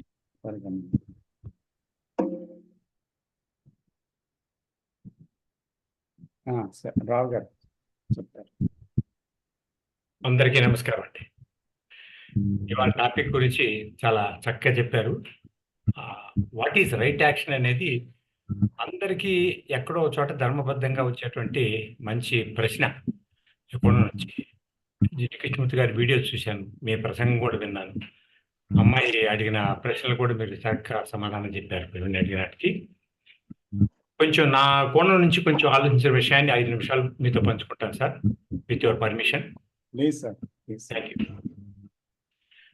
So action అనే పదానికి తెలుగు అర్థం ఒకటి కర్మ అనేది. కర్మ అంటే కర్మ, దీనికి స్పందన కూడా వస్తుంది ఒక రకంగా చెప్పాలంటే చేసే వాటిలో. కర్మ అనేది ఏమిటి అనేది చాలా మందికి అర్థం కాకుండా ఉన్న విషయం. యాక్షన్ పాయింట్లో ఉత్తమమైనటువంటి పనిని నిర్దిష్ట సమయంలో విఘ్నతతో చేసే విధానాన్ని కర్మ అంటారు. ప్రతి ఒక్కటి కర్మ కాదు. అంటే చిన్న పని కానీ పెద్ద పని కానీ ఏదైనా సరే అట్లా ఉండాలని. అకర్మ అంటే కర్మ తెలిసి కూడా దాని జోలికి పోకుండా చేయకపోవటం, అంటే చేయదగ్గ డ్యూటీని, విద్యుక్త ధర్మాన్ని చేయకపోవటం. నిష్కర్మ అంటే అసలు కర్మ గురించి ఆలోచించకుండా, దాని గురించి తెలుసుకోకుండా అజ్ఞానంలో ఉంటూ నిశ్చేజంలో ఉండటం అనేది నిష్కర్మలో ఉంటుంది లెక్క. ఇక మనకి పెద్దలు చెప్పినట్టుగా అనేక విషయాలు, అనేక సందర్భాల్లో కూడా కృష్ణమూర్తి గారు చెప్పినటువంటి అనేక ప్రసంగాల్లో క్రోడీకరించి చెప్పుకుంటే కూడా సత్కర్మ అనేది సపరేట్గా ఎక్కడా లేదు. కానీ నీ అంతరాత్మని అంతర్మథనంతో అంతర్సాక్షిగా పరిశీలించినప్పుడు నీకు ఏది మంచిది అనుకుంటావో అది వెంటనే చేయదగినటువంటి పని అయితే దాన్ని సత్కర్మ అంటారు. ఈ సత్కర్మ చేసిన దాంట్లో నాకు కానీ, కుటుంబానికి కానీ, ఇతరులకు కానీ, సమాజానికి కానీ హితంగానే ఉండాలి, ప్రయోజనకరంగా. కానీ దోషంగా ఉండకూడదు, విద్వేషంగా ఉండకూడదు. అలా ఉంటే తెలిసి కానీ తెలియక కానీ అన్యాపదేశంగా కానీ లేకపోతే స్వార్థంగా కానీ ఏదైనా ఉంటే అది దుష్కర్మ కింద మారే అవకాశం ఉంది. డాక్టర్ రామకృష్ణ గారు చెప్పినట్టుగా ఏదైనా కర్మ, ఒక పని చేయాలి, నీకు నువ్వు ఆలోచించాలి, ఆలోచించుకోవాలి, ఆత్మావలోకనం చేసుకోవాలి అంటే ఫస్ట్ శాంతి అవసరం, ప్రశాంతత అవసరం. ఈ ప్రశాంతత కూడా ఇందాక అమ్మాయి అడిగిన ప్రశ్న తగినట్టుగాను సంక్లిష్టత, సంఘర్షణ అనేది మనసులో లేకుండా స్పష్టతని తెలుసుకోవడం అవసరం. సీక్వెన్స్, ఆలోచనల సీక్వెన్స్ ఎట్లా ఉంది, నేను ఎట్లా అనేది. ఇదంతా చాలా గడ్డు విద్యగాను ఆల్జబ్రాగాను ఉన్నట్టు ఉంటుంది. చెప్పటానికి చెప్పుకోవటానికి చాలా బాగుంటుంది ప్రవచనాల మాదిరిగా. వినేటప్పుడు చాలా హాయిగా ఉంటుంది, కానీ ఇంప్లిమెంట్ చేసేటప్పుడు మాకు అంతగా కుదరట్లేదు అనే అభిప్రాయం జనసామాన్యంలో చాలా ఎక్కువ ఉంది. దానికి మనం ప్రకృతిని గురించి ఆలోచిస్తే కూడా ఒకటి, ప్రకృతి ధర్మబద్ధంగా తన పని తాను చూసుకుపోతుంది. ఏ కాలానికి ఆ కాలం, ఏ ఋతుకు ఆ ఋతువు, చెట్లు, చీమలు, కాయలు, సకల చరాచర జీవరాశులు అన్నీ కూడా సలక్షణంగానే చేసుకుపోతున్నాయి. అంటే వాటి బతుకు తెరువు కోసం, నీడ కోసం, లేకపోతే మనుగడ కోసం చేసేటువంటి ప్రతి పని కూడా కర్మ కిందే లెక్క. అది కర్మ చెప్పినందుకు రామకృష్ణ గారు చెప్పినట్టు ఏ మెహర్బాని కానీ, కీర్తిని కానీ, పతాకాన్ని కానీ ఆశించట్లేదు. తను చేసుకుపోతుంది ఇతరులను నష్టపరచకుండానే. ఒకటి. ఇంకోటి, దేహం కూడా ఏం చేస్తుందనే చూస్తాం. ప్రకృతిలో ఇంకొక విషయం ఉంటుంది, వైపరీత్యం వచ్చినప్పుడు వికృతి అవుతుంది. ఆ వికృతి ద్వారా తెలియకుండానే మనకి తెలియకుండానే ఏంటంటే వికృతి రూపం దాల్చినప్పుడు తుఫాను కానీ, బీభత్సం కానీ, భూకంపం కానీ వచ్చినప్పుడు ఈ ప్రకృతే మానవాళిని కానీ ప్రకృతిని కానీ కబళిస్తుంది. అక్కడక్కడ వచ్చేటువంటి దుఃఖాలు అటువంటివన్నీ ప్రకృతి సిద్ధంగా వచ్చాయి, మనం చేయలేనివి. అది ప్రకృతి యొక్క వికృతి కర్మ కింద మనం భావించుకుందాం ఆలోచిస్తే. ఈ వైపరీత్యాన్ని తీసేస్తే ఇక దేహం సంగతి ఆలోచిద్దాం. అంటే మనం ఇవన్నీ ఎందుకు చెప్తున్నామంటే, రైట్ యాక్షన్ అనేది మనకు వీలవుతుందా, రైట్ యాక్షన్ మనకి ఎట్లా వీలవుతుంది, ఎందుకు వీలవుతుంది, దీంతో నాకు ఏమిటంట, ఈ విధానం ఏంటనే చాలా మంది సస్పెన్స్ లో, గందరగోళంలో, డైలమాలో ఉంటారు కనుక మనం కాస్త విశ్లేషణగా చెప్పుకోవాల్సి వస్తుంది. ఇప్పుడు దేహం ఉంది. దేహం మనసు ఎప్పుడైనా రకరకాల ఆలోచనలు, దురాలోచనలు వచ్చినప్పుడు ఆశలు, ఆకాంక్షలు, దురాపేక్షలు అన్ని అంటకట్టుకొని నెగిటివ్ గా మారే అవకాశం ఉంది. కానీ దేహం మాత్రం ఎలాంటి ఆహారాన్ని తీసుకున్నప్పటికీ కూడా దాన్ని చక్కగా జీర్ణింపజేసి సలక్షణంగా విసర్జింపజేసేటట్టుగా చేస్తుంది, రక్త మాంసాల్లో కలుపుతుంది. అంటే ఎలాంటి ఆహారం తీసుకున్నా వీలైనంత వరకు వికృతం కాకుండా ఉండటానికి దేహ రక్షణ వ్యవస్థ అనేది 11 వ్యవస్థలు మనకు పనిచేస్తాయి. ఈ వ్యవస్థలన్నీ కూడా సలక్షణంగా ఒకదానికొకటి అనుబంధంగా, అనుసంధానంగా పనిచేస్తాయి. మనం అనుకున్నట్టుగా ఆలోచనలో క్రమం ఉండాలి, ఆలోచనలో తీవ్రత తగ్గాలి, ఆలోచనలో ప్రశాంతత ఉండాలి, ఒక క్లారిటీ మనకు రావాలి అనుకున్నప్పుడు ఇటువంటి క్లారిటీ మనతో ప్రమేయం లేకుండా మన దేహం చేస్తుంది. అంటే మనల్ని ఎప్పుడు చూస్తే అప్పుడు మనల్ని గందరగోళపరిచేటువంటి మైండ్ కంటే కూడా మన దేహము ఈ విషయంలో ఉత్తమమైనది. అంటే సత్కర్మే చేస్తుంది అనమాట అని అర్థం. ఇంకోటి ఏంటంటే ఈ ప్రకారంగా చూసుకున్నప్పుడు మరి మనల్ని మనం ఎట్లా తెలుసుకోవాలి అనుకున్నప్పుడు ఈ సంక్లిష్టత, సంఘర్షణ, సంక్షోభం ఇలాంటి పరిస్థితులు ఉన్నప్పుడు జిడ్డు గారు చెప్పిన విషయం ఒక్కటే ఉంది. నువ్వు నీ జీవితాన్ని, నీ టైంని కూడా సీరియస్ గా భావించు, సిన్సియర్ గా భావించు. అంటే ఎప్పుడూ ఏదో ఏమంటారు దాన్ని, సైనికుడు మాదిరిగా సీరియస్ గా ఉండమని, కవర్ చేయమని కాదు అర్థం. అంటే అనేక విషయాల మీద, పరిపరి విషయాల మీద, బయట ప్రపంచం మీద దృష్టి పెట్టడానికి గంటలు సమయం కేటాయించేటువంటి నీ కోసం ఒక నిర్దిష్టమైన పని కానీ, బాధ్యత కానీ చేపట్టినప్పుడు దాన్ని చాలా తీక్షణంగా ఆలోచించమని చెప్తాడు. దాంట్లోంచి గొప్ప ప్రభావం కలుగుతుంది, గొప్ప సృజనాత్మకత కలుగుతుంది. నీకు గూగుల్లోనూ ఆర్టిఫిషియల్ ఇంటెలిజెన్స్లోనూ లేనటువంటి అనేక గొప్ప సత్యాలని, సూక్ష్మ సత్యాలని నీ లోపల నుంచి వస్తాయి. కావాల్సిందల్లా ఏం చేస్తున్నావు అంటే ఆషోమాషిగా ఆలోచిస్తున్నావు తప్ప సీరియస్నెస్ లేదు. అంటే టోటల్ ఎనర్జీని ఆయన చెప్పిన తీరు మాత్రం అద్భుతం అండి.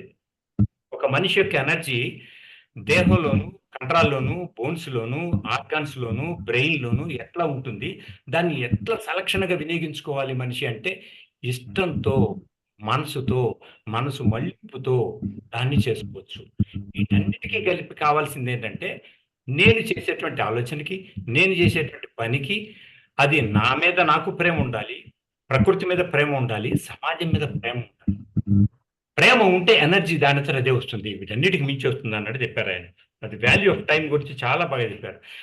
ఇంకా మీరు ఇంతకుముందే చెప్పారు, గతం గురించి తవ్వేటప్పుడు, ఆలోచన చేస్తున్నప్పుడు, భవిష్యత్తు గురించి అది కావాలి, బికమింగ్ ఇది కావాలి అని ఆలోచించేటప్పుడు మనలో ఉండేటువంటి ఎనర్జీ లెవెల్స్ దాదాపు 60% మనకు కుంగదీయబడతాయి కిందికి.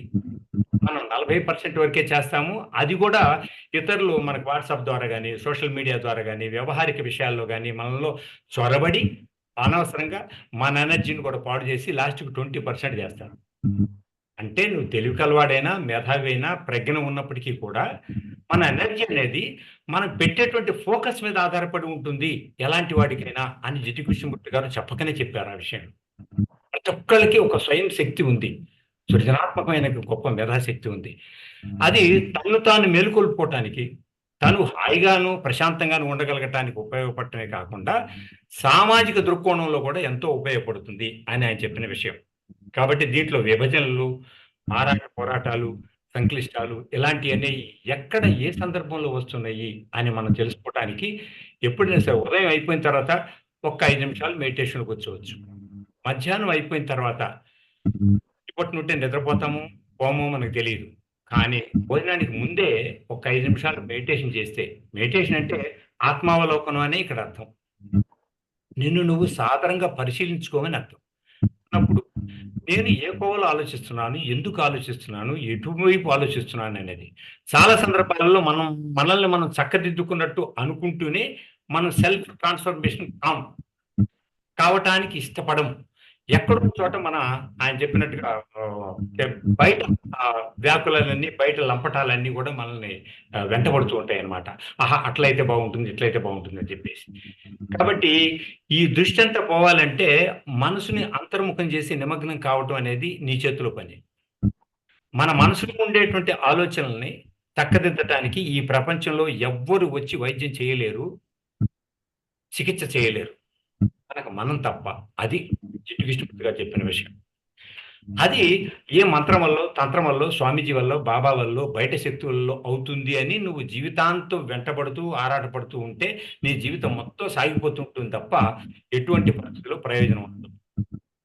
అంటారు చూడండి, నీ శ్రమ, నీ శక్తి, నీ సుసంపన్నం, నీ వృత్తి కౌశలం బట్టే నీకు శాంతి, ప్రశాంతత, జీవన సౌఖ్యం అలవడుతుంది తప్ప ఎవడు నీకు దాన ధర్మాలతో కానీ, ఇచ్చిపుచ్చుకోవటాలతో కానీ, సహాయం చేయడం ద్వారా కానీ కాదు. Nobody will help you unless you your self అనేది అనేక సార్లు వక్కానించారండి ఆయన. అది ఎట్లా యువర్ సెల్ఫ్ అనేది అంటాను, మీరంత మెధావులు కాబట్టి మీరు మీ లోపలికి వెళ్ళగలిగారండి, అది మాకు సాధ్యం కాదు కదా అనే విషయంలో అనేక రకాల చిన్న వీడియోలు, 5 నిమిషాలు 3 నిమిషాల వీడియోలు కూడా how to transform your self, self transformation ఎట్లా సాధ్యం అవుతుంది, నీకు నువ్వే పంచాయతీ చేసుకోవటం ఎట్లా సాధ్యం అవుతుంది అనేది సూక్ష్మంగా చెప్పిన విషయం. ఇక్కడ కూడా ఆయన రైట్ యాక్షన్ అనేది, రైట్ యాక్షన్ ఎప్పుడు కూడా ధర్మానికి సంబంధించింది. ఈ పని నేను చేసేటప్పుడు ఇది ధర్మబద్ధమైందా కాదా, ధర్మార్థ కామ మోక్షాలతో కూడినటువంటిది జీవన విధానం. ధర్మం ఫస్ట్ ఆలోచనలో ధర్మం ఉందా లేదా, దీంట్లో నిబద్ధత. దట్సాల్. ఇదిలో 5 నిమిషాలు 10 నిమిషాలు పంచాయతీ పెట్టుకుని యాక్షన్ చేసేది కాదు. మనంతట మనం ఒక్కసారి కళ్ళు మూసుకుంటే మనకు అర్థమవుతుంది. మన అంత సాక్షే మనకు చెప్తుంది ధర్మం కాదని. అప్పుడు విచక్షణగా ఫిల్టర్ చేసుకోవచ్చు. మనల్ని మనం ప్రతిరోజు ప్రతి సందర్భంలో కూడా తీర్చిదిద్దుకోవచ్చు.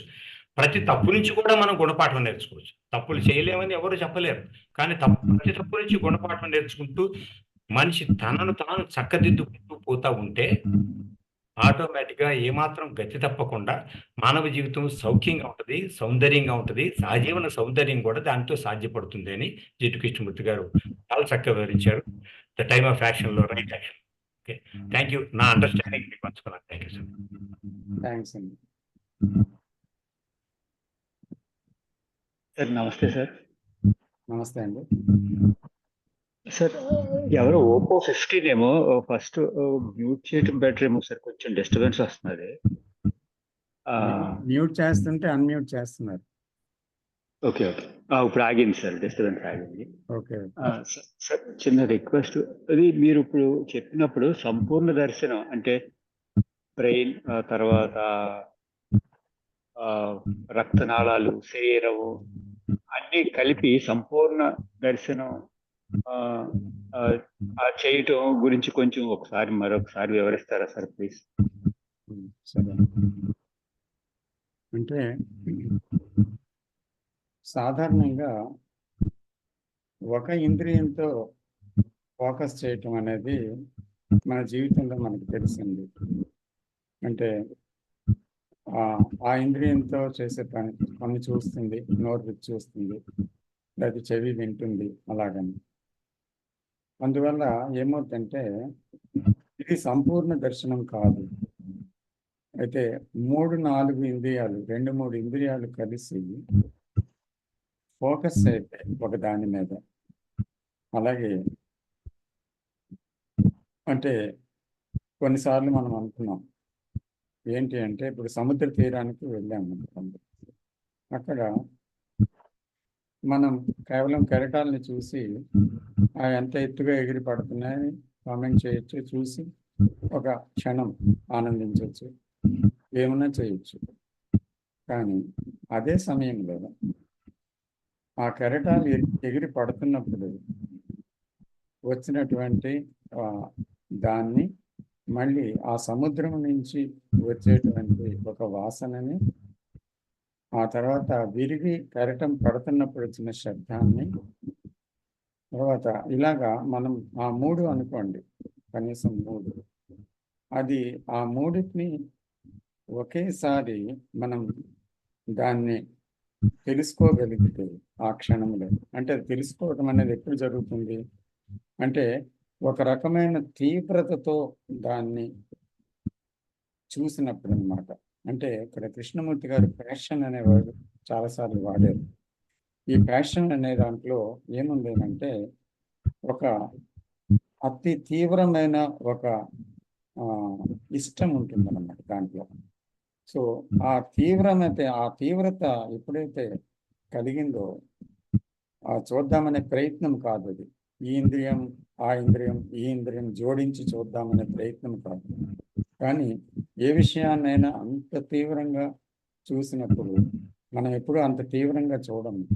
ఏదో మాట్లాడుకుంటూ తింటాము, లేకపోతే కేవలం రుచిలోనే ఉంటాము, తింటూ ఏదో ఆలోచిస్తాము, లేకపోతే ఏదో చూస్తాము, చూసి దాంట్లో క్షణం నిమగ్నం అవుతాము. మిగతా విషయాలు కూడా ఉంటాయి, ఆ పక్కనే సెల్ ఫోన్ ఉంటుంది, అది కూడా వింటుంటాము. సో ఇలాగా చెదురుబాటు ఉంటుంది మనం చేసే పనుల్లో, ఫోకస్నెస్ ఉండదు కంప్లీట్గా. అయితే అలా ఉన్నప్పుడు ఏమవుతుందంటే ఆ విషయము ఇంప్రింట్ అవుతుంది అన్నమాట బ్రెయిన్లో. అంటే అది ఇష్టంగానో అయిష్టంగానో లేదా అలాగా ఏదో ఒక విధంగా ఒక ముద్ర పడుతుంది, దాని మీద ఒక అభిప్రాయం అనేది, ఒక ముద్ర అనేది పడుతుంది అన్నమాట. సో ఈ రకంగా ఏమవుతుందంటే ఒక విభజనాత్మకత దాంట్లో ఉండి ఏమవుతుంది, టోటల్ సీయింగ్ అని, టోటల్ లిసనింగ్ అని.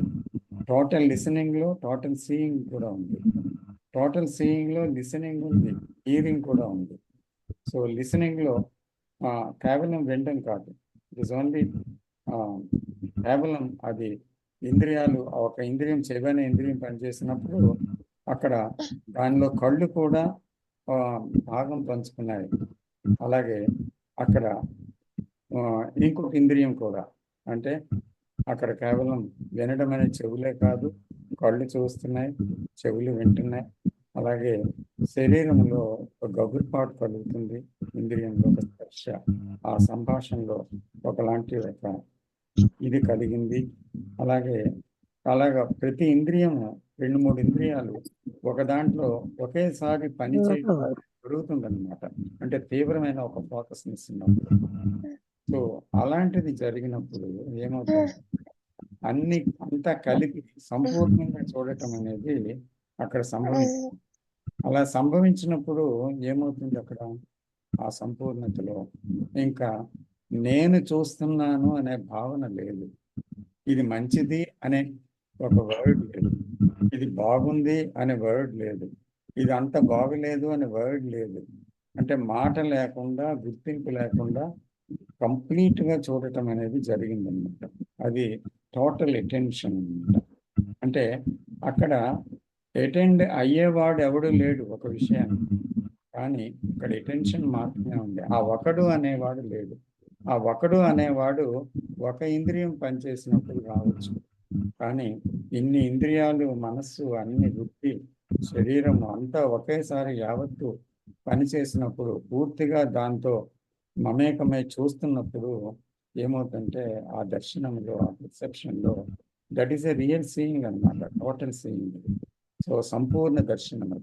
ఆ సంపూర్ణతలో ఏముంది అని అంటే ఆ ఉన్నది దాని తాలూకా విషయం అది మాత్రమే ఉంది.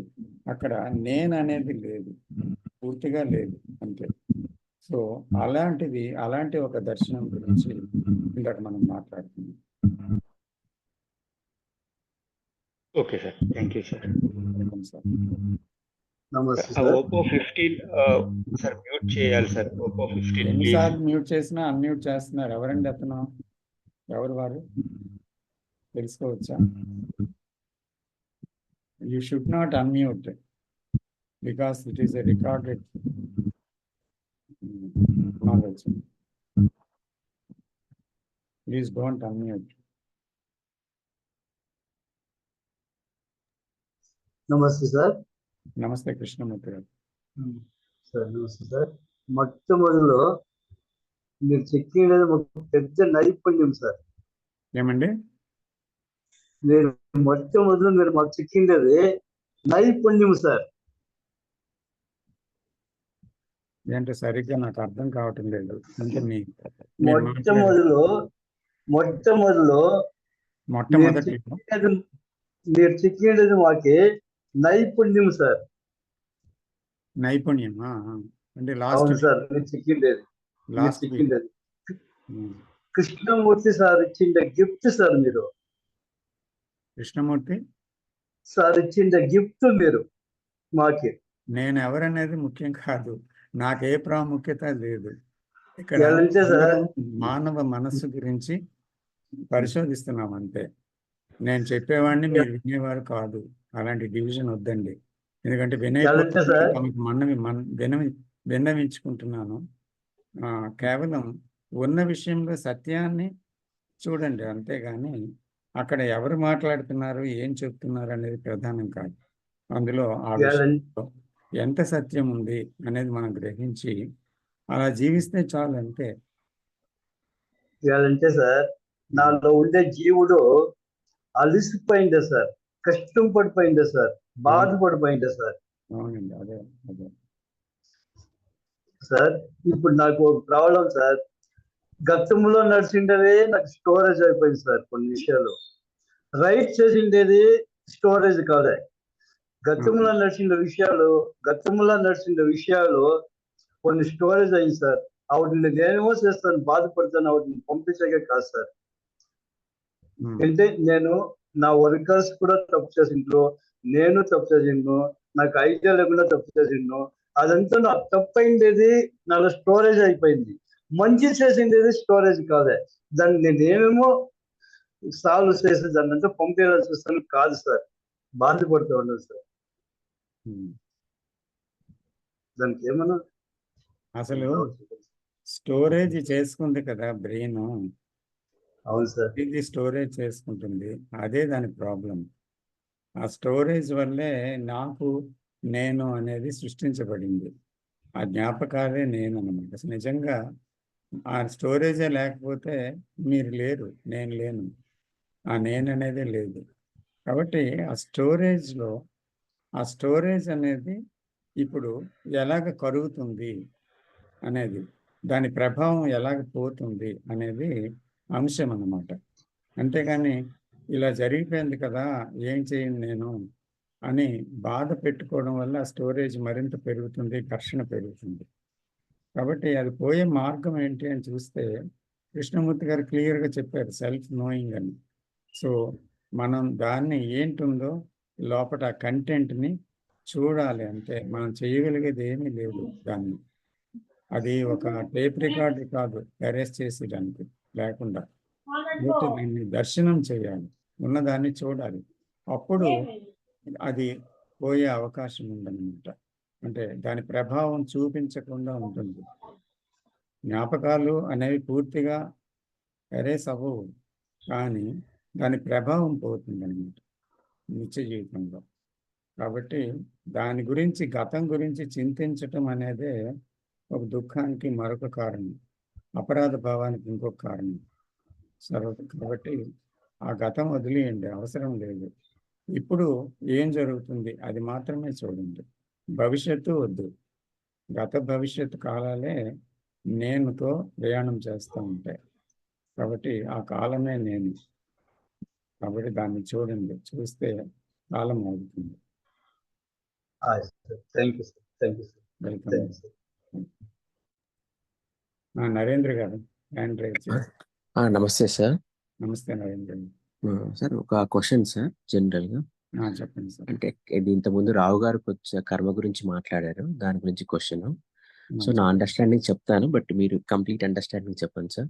క్వశ్చన్ ఏంటంటే, నేను ఒక ఫ్రెండ్కి హెల్ప్ చేశాను సార్, ఓకేనా. నా ఫ్రెండ్ ఏదో something college fees something help చేస్తున్నాను, ఓకేనా. అవునండి. హెల్ప్ చేశాను. హెల్ప్ చేసిన తర్వాత బ్రెయిన్ ఆబ్వియస్గా నేను ప్రాబ్లంలో ఉన్నప్పుడు అది గ్రాటిట్యూడ్ అయినా కోరుకోవచ్చు, లేకపోతే అలాంటి నా దగ్గర మంచి రెస్పాన్స్, నా ఫ్రెండ్ నా దగ్గర మంచి రెస్పాన్స్ ఉండాలి, ఐ మీన్ నాతో రిలేషన్షిప్ గుడ్గా ఉండాలని ఆలోచిస్తుంది. బట్ ఏంటంటే కొన్ని రోజుల తర్వాత ఏమవుతుందంటే ఆ రిలేషనే బ్రేక్ అయిపోతుంది. నువ్వు అప్పుడు సాయం చేసావు, అది ఆపోజిట్ వ్యక్తి మర్చిపోయి ఉంటాడు సార్, ఓకేనా.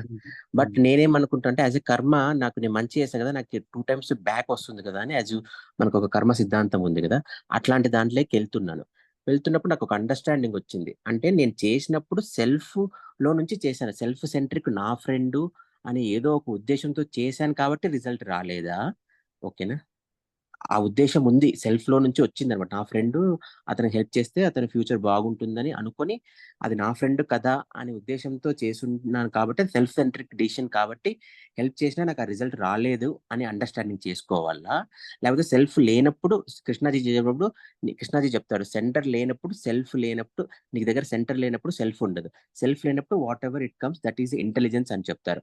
ఆ ఇంటెలిజెన్స్ లో హెల్ప్ చేస్తుంది, హెల్ప్ చేయకపోవచ్చు. అక్కడ మీ పాత నీ ఫ్రెండ్ అని ఉండదు, నీ ఫ్రెండ్ కాదని ఉండదు అని నాకు ఒక అండర్స్టాండింగ్ వచ్చింది సార్. అది ఎంతవరకు, అది కొద్దిగా డీపర్ గా చెప్తారా సార్ దాని అండర్స్టాండింగ్, నాది కరెక్టా కాదా అని అట్లా. అంటే సింపుల్ గా ఒక మాటలో చెప్పగలరా? లేదు సార్, ఇప్పుడు నేను ఒకరికి హెల్ప్ చేశాను సార్, ఓకే. ఆ రిలేషన్షిప్ బ్యాడ్ అయింది అనమాట కొన్ని రోజుల తర్వాత. అప్పుడు ఆ టైం బీయింగ్ బానే ఉంది, ఓకే. అది అక్కడ నేను హెల్ప్ చేసిన వ్యక్తి ఏమి, ఆయన అప్పుడు బానే ఉంది సార్. కొన్ని రోజుల తర్వాత, ఒక 6 months తర్వాత దాన్ని రిలేషన్షిప్ బ్రేక్ అయింది. మళ్ళీ నా దగ్గరకు వచ్చాడు, సహాయం అడిగాడు, నేను అది చేయలేకపోయాను, నాకుండే ఫైనాన్షియల్ పరంగా నేను చేయలేకపోయాను. అలాగా స్లోగా రిలేషన్షిప్ బ్రేక్ అయింది. అతను ఏదో పాత విషయాలన్నీ నాకు వాళ్ళు బాగా చేశారు నీకన్నా అంటే అట్లాంటి ఒక కాన్సెప్ట్ తీసుకొని వచ్చారనమాట. నువ్వేం చేసావు, నువ్వు చేసినా కూడా ఏం చేసావు అనే ఒక ఫస్ట్ ఉన్న కృతజ్ఞత, 1 month 2 months ఉన్న కృతజ్ఞత 6 months లేదనమాట, కంప్లీట్ గా డౌన్. అప్పుడు నేను దాని గురించి ఆలోచించినప్పుడు నాకు కృష్ణాజీ టీచింగ్ ఏం తట్టిందంటే, అవును కరెక్ట్, నేను నా ఫ్రెండ్ అని ఒక లో నుంచి చేసున్నాను కదా, అందుకు అది 100% రిజల్ట్ బ్యాక్ రావాలనే రూల్ ఏం లేదు. కృష్ణాజీ చెప్పినట్టు సెల్ఫ్ లేనప్పుడే there is no centre, when there is no centre there is no self. That when self లేనప్పుడు ఇంటెలిజెన్స్ ఆటోమేటిక్ గా ఉంటుంది, ఇంటెలిజెన్స్ వస్తుంది, అది హెల్ప్ చేయాలంటే చేయొచ్చు, లేకపోతే లేదు. నేను అట్లాంటి స్థితిలోకి లేను కదా, నేను మామూలుగా హెల్ప్ చేశాను, అది రిఫ్లెక్ట్ కాలేదు అని అనుకున్నాను సార్. ఐ మీన్ అట్లా జరిగి ఉండొచ్చు అని, అంటే నా అండర్స్టాండింగ్ చెప్పాను సార్ అట్లా. అది దాన్ని మీరు కొద్దిగా క్లారిటీగా చెప్తారని, అది యూస్ఫుల్ అవుతుంది. రెగ్యులర్ గా మనకి జరుగుతూ ఉంటది ఫ్యామిలీస్ లోను, ఫ్రెండ్షిప్ లో ఇవన్నీ ఇట్లాంటివి సార్. అందుకు కొద్దిగా క్లారిటీ ఇవ్వండి సార్. అది నాకు ఇట్లాంటి క్వశ్చన్ నాకు ఫ్రెండ్స్ కూడా అడుగున్నారు డిస్కస్ చేసినప్పుడు స్పిరిచువల్ గా. నాకు ఇంకా దాని మీద ఎప్పుడైనా చెప్పడానికి కూడా నాకు అంత అండర్స్టాండింగ్ కావాలని, కృష్ణాజీ దానికి ఏమంటారు అని చూద్దాం. ఓకే సార్, ఏమంటే థాంక్స్. ఇక్కడ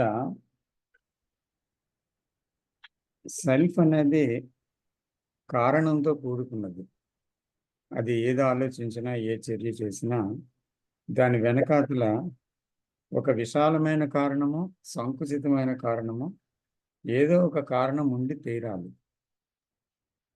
అది నా ఫ్రెండ్, నా భార్య, నా కుటుంబం అంటూ చేయటం ఉంటుంది. ఇక్కడ నా అనేది ఉంది కాబట్టి అక్కడ ఒక విధంగా అది నాకు నేనే సాయం చేసుకుంటున్నాను. నా అంటే అర్థం ఏంటి? నాకు సంబంధించినది. నాకు సంబంధించిన వారు అంటే నాకు సంబంధించని వారు కూడా ఉన్నారు.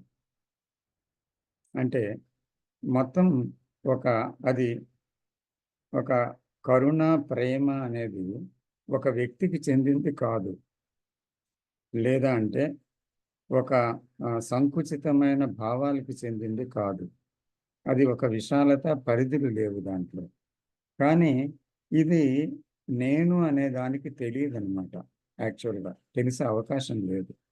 కాబట్టి అది ఎప్పుడు ఏ కోణంలో చేస్తుందంటే, నా వాడు కదా, నా ఫ్యామిలీ కదా, లేకపోతే నా కులము కదా అంటూ వాడికి ఏదో సహాయం చేస్తుంది. అయితే ఆ సహాయాన్ని పొందినవాడు ఏ రకంగా రిలేషన్షిప్లో బాగున్నంత వరకు పర్వాలేదు. రిలేషన్షిప్లోని ఏవైనా పొరపచ్చాలు వచ్చాయనంటే అతని నుంచి మిస్అండర్స్టాండింగ్ కానీ, కృతజ్ఞత లేకపోవడం కానీ, లేకపోతే అలాంటివి జరిగినప్పుడు ఏమవుతాయంటే అప్పుడు మనకి బాధ కలుగుతుంది. అంటే సైలెంట్గా ఒక మంచి బాంధవ్యం, ఒక కృతజ్ఞత, తర్వాత ఒక ఏదో ఒకటి మనసు రహస్యంగా కోరుకుంది ఆ హెల్ప్లో. అక్కడ కోరిక లేకపోతే ఇక్కడ బాధ రాదు. కాబట్టి ప్రతి దాని వెనకాతల ఒక కారణం ఉంది. కారణం ఉన్నప్పుడు తప్పకుండా ఆ కారణం ఫుల్ఫిల్ కాకపోతే ఒక బాధ తప్పకుండా మనసుకు కలుగుతుందన్నమాట. కారణం లేని చర్య అంటే అక్కడ కారణం లేని చర్య మనసుకు తెలియదు, నేనుకు తెలియదు. మనసు అంటే నేనుకు తెలియదు. ఎందుకంటే అది ఎప్పుడు సెల్ఫ్ సెంటర్డ్ యాక్టివిటీతోటే ఉంటుంది. ఈ సెల్ఫ్ సెంటర్డ్ యాక్టివిటీలో కొన్ని సెల్ఫ్ అని తెలుస్తుంది, కొన్ని సెల్ఫ్ అని తెలియకుండానే సెల్ఫ్లోంచి పనిచేస్తుంది. కాబట్టి అది అజ్ఞాతంగా ఉంటుంది. కానీ అక్కడ రిపర్కషన్ వచ్చినప్పుడు దాని నుంచి భవిష్యత్తులో ఏదైనా ఊహించనిది జరగనప్పుడు అప్పుడు ఏమవుద్దంటే ఇది బయటపడుతుంది, రహస్యంగా ఉన్నది బయటపడుతుంది.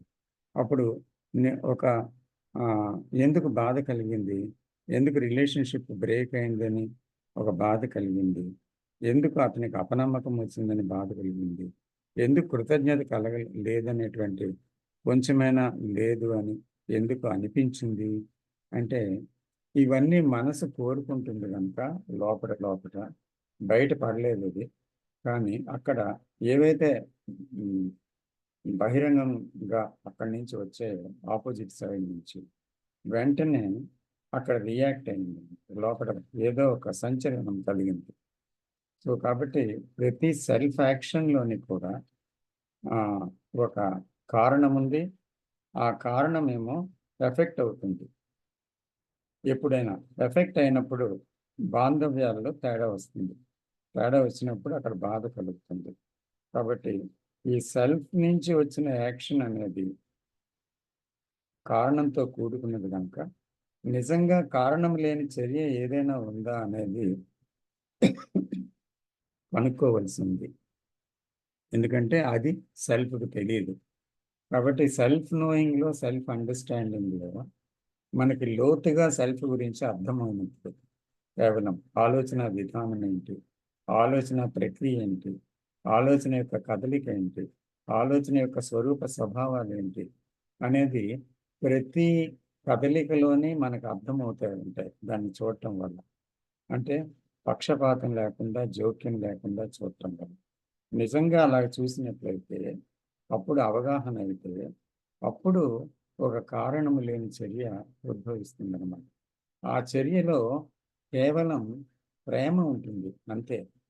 అంటే ఆ ప్రేమ ఎటువంటిది, ఏదీ ఆశించదు, భవిష్యత్తులో ఏదీ కోరుకోదు. అది తెగిపోని బాంధవ్యం, అది ముడిపడిపోని, అది కృతజ్ఞత రాని, కృతజ్ఞత లేకపోని. ఎందుకంటే ఆ బాంధవ్యాన్ని కోరుకున్నది ఎవరు, కృతజ్ఞతని కోరుకున్నది ఎవరు, నేను ఈ పని చేశాను వారికి అని గుర్తించినది ఎవరు, వాళ్ళెందుకు గుర్తించలేదు అని అడుగుతున్నది ఎవరు, అదంతా నేనే కదా. సో కాబట్టి ఆ నేను ఇన్ని రకాలుగా దాన్ని వ్యాఖ్యానిస్తూ ఆ రకంగా ఇప్పుడు కన్ఫ్యూజన్ వస్తుందన్నమాట. దానికి చర్య నిజంగా సెల్ఫ్లెస్సా విత్ సెల్ఫా చేసింది, ఏం జరిగింది ఇక్కడ. సో ఈ అన్వేషణలో మనకు క్లారిటీ వచ్చేస్తుంది ఆటోమేటిక్గా, క్వశ్చన్ చేసి దాన్ని చూసినప్పుడు అంతే.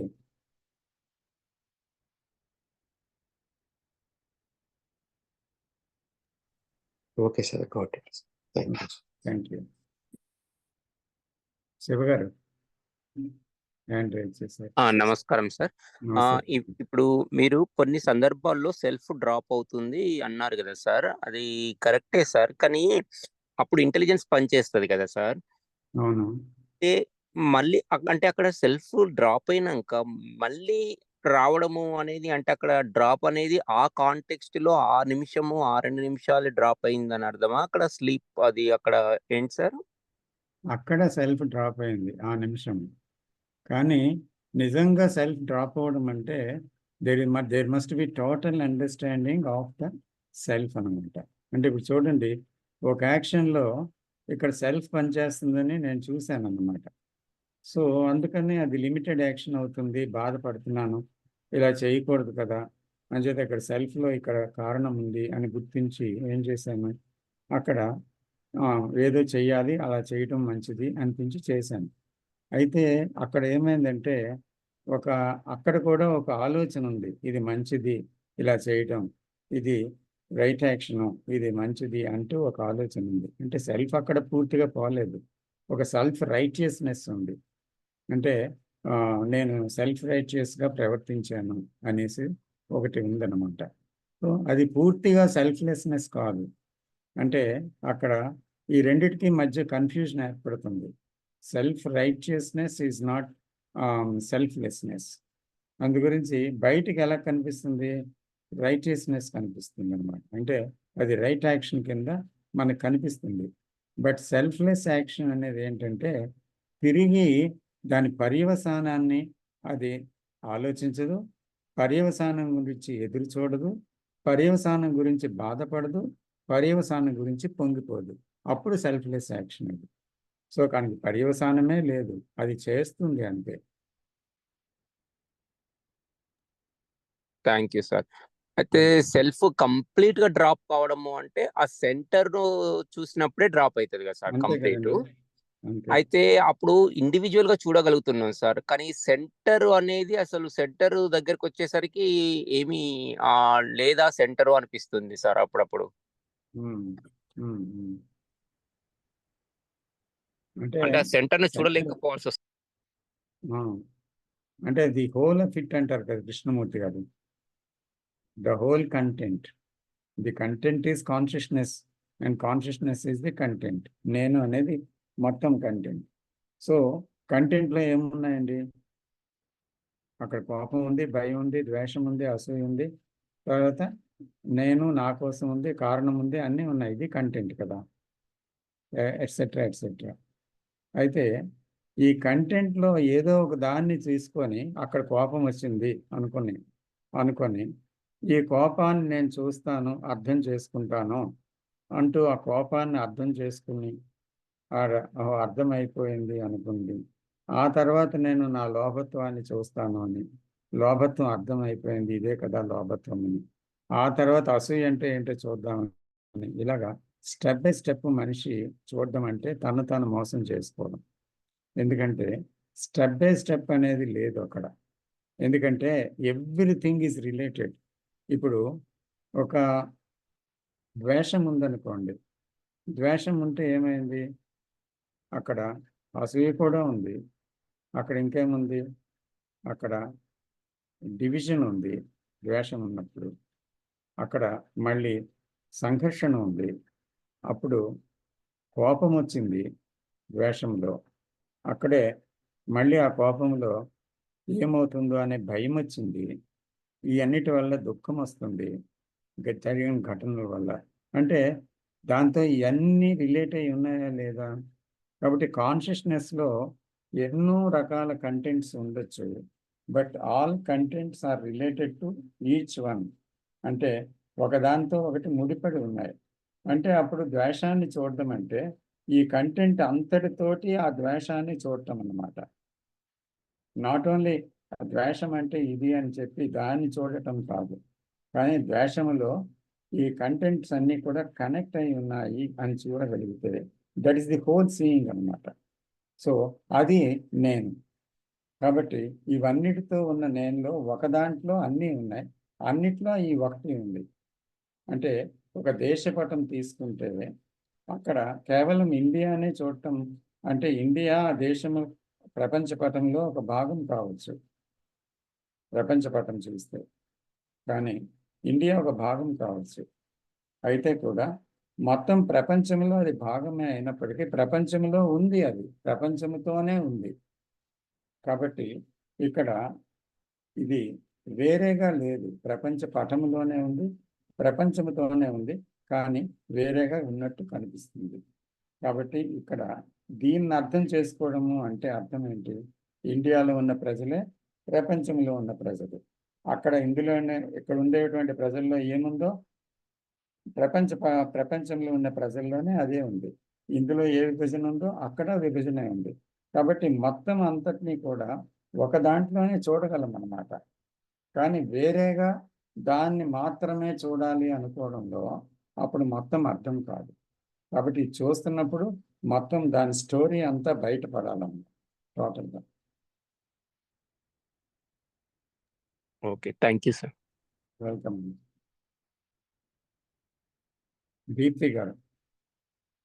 సార్ నమస్తే సార్. నమస్తే. నేను ఒక కొత్త విషయం అంటే నాకు నిన్న ఒక కొత్త విషయం అర్థమైనట్టుగా అనిపించింది. అంటే ఇక్కడ కాల్లో ఉన్న అందరికీ నా లెర్నింగ్ చెప్తే వాళ్ళు కూడా ఏదైనా నేర్చుకుంటారు అన్న ఉద్దేశంతో చెప్పాలనుకుంటున్నా సార్. సో నిన్న అంటే నేను జేకే గారి వీడియోస్ చూస్తున్నాను. ఎండింగ్ ఆఫ్ టైమ్ సిరీస్ ఉంది కదండి.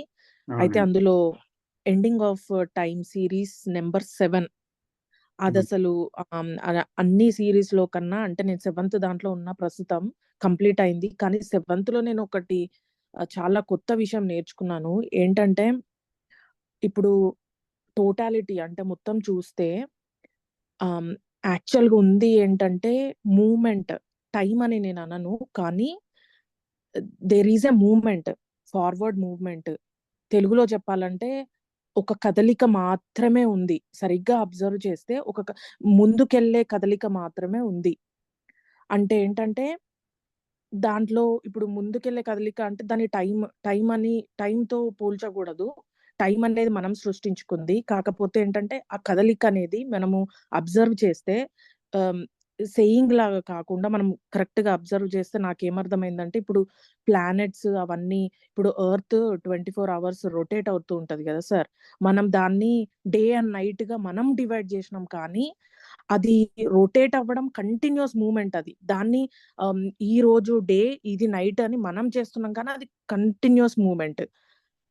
అంటే అది యూనివర్స్ అనేది ముందుకెళ్తూనే ఉంటది. దాన్ని రిపీటెడ్ గా చేసింది మనం. అంటే డే అండ్ నైట్ 24 hours అని డివైడ్ చేసింది మనము. మళ్ళీ ఇంకో ఎగ్జాంపుల్ నేను గమనిస్తే వాటర్ ఫాల్ ని తీసుకుందాం సార్. వాటర్ ఫాల్ లో ఆ వాటర్ కింద పడుతున్నప్పుడు ఎగ్జాక్ట్ సేమ్ వాటర్ మళ్ళీ రిపీట్ అవ్వదు.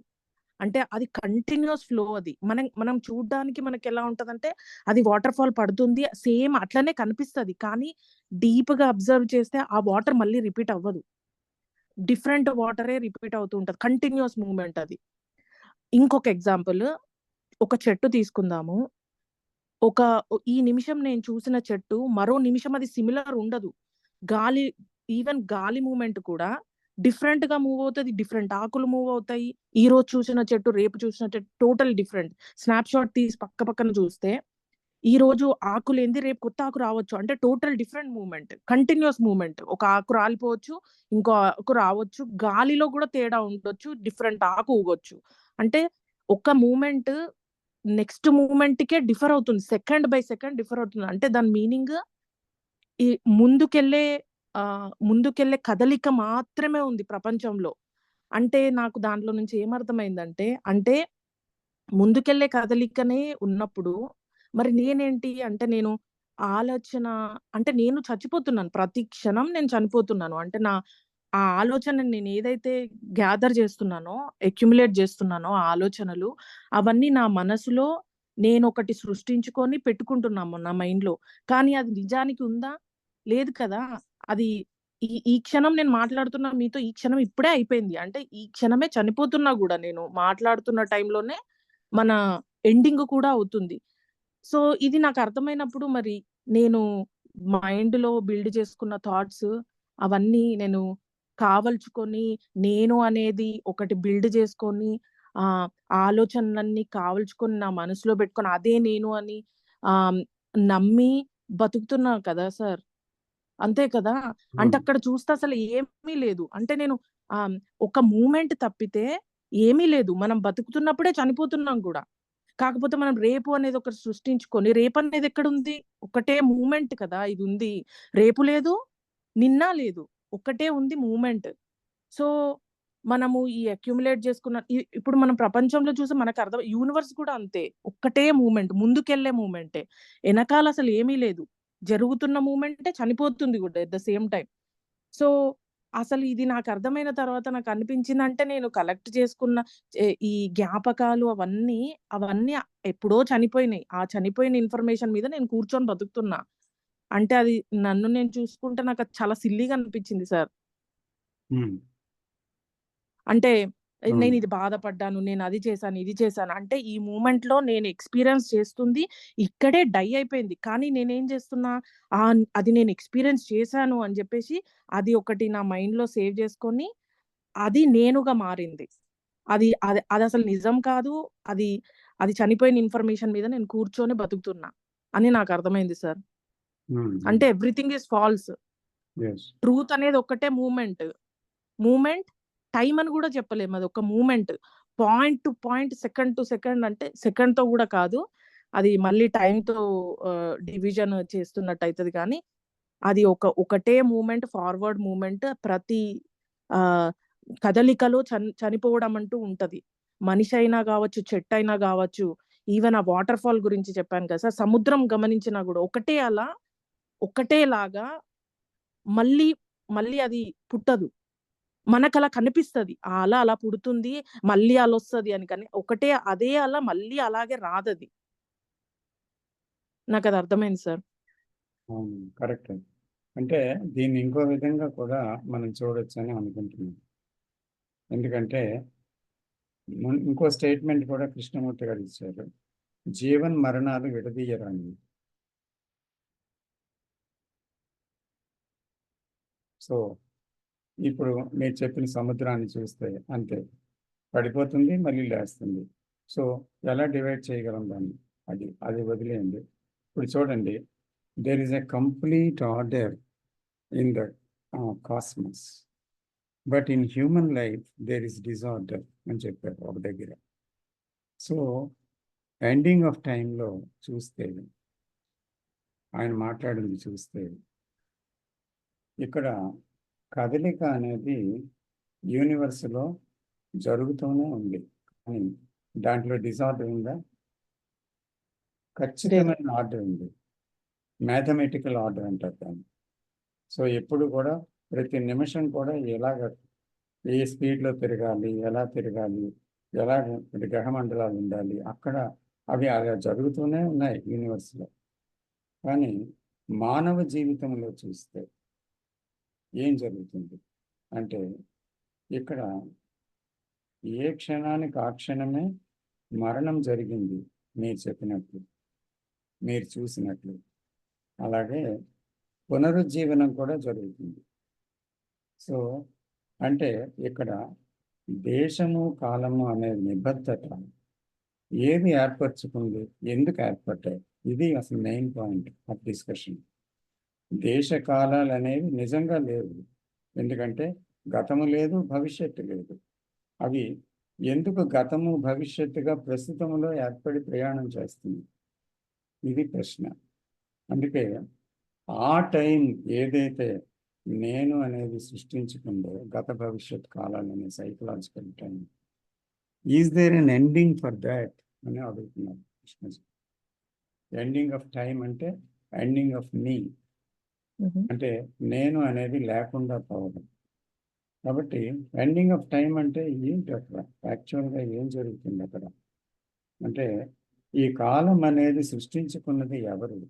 ఆలోచన, గతమని భవిష్యత్ అని సృష్టించుకొని, అందులో ఆ గతం ఇది, నేను భవిష్యత్తులో అలా అవ్వాలని బికమింగ్ ప్రాసెస్ పెట్టుకొని, గతం గురించి చింతించి, ప్రస్తుతంలో గతము ప్రయాణం చేసి, మళ్ళీ భవిష్యత్తుగా మారి, ఇలాగ ఈ ప్రయాణం అంతా కూడా ఆ ప్రస్తుతంలో ఎందుకు చేస్తుంది? నిజంగా ప్రస్తుతము, గతము, భవిష్యత్తు లేనిది కూడా ఉంది కదా.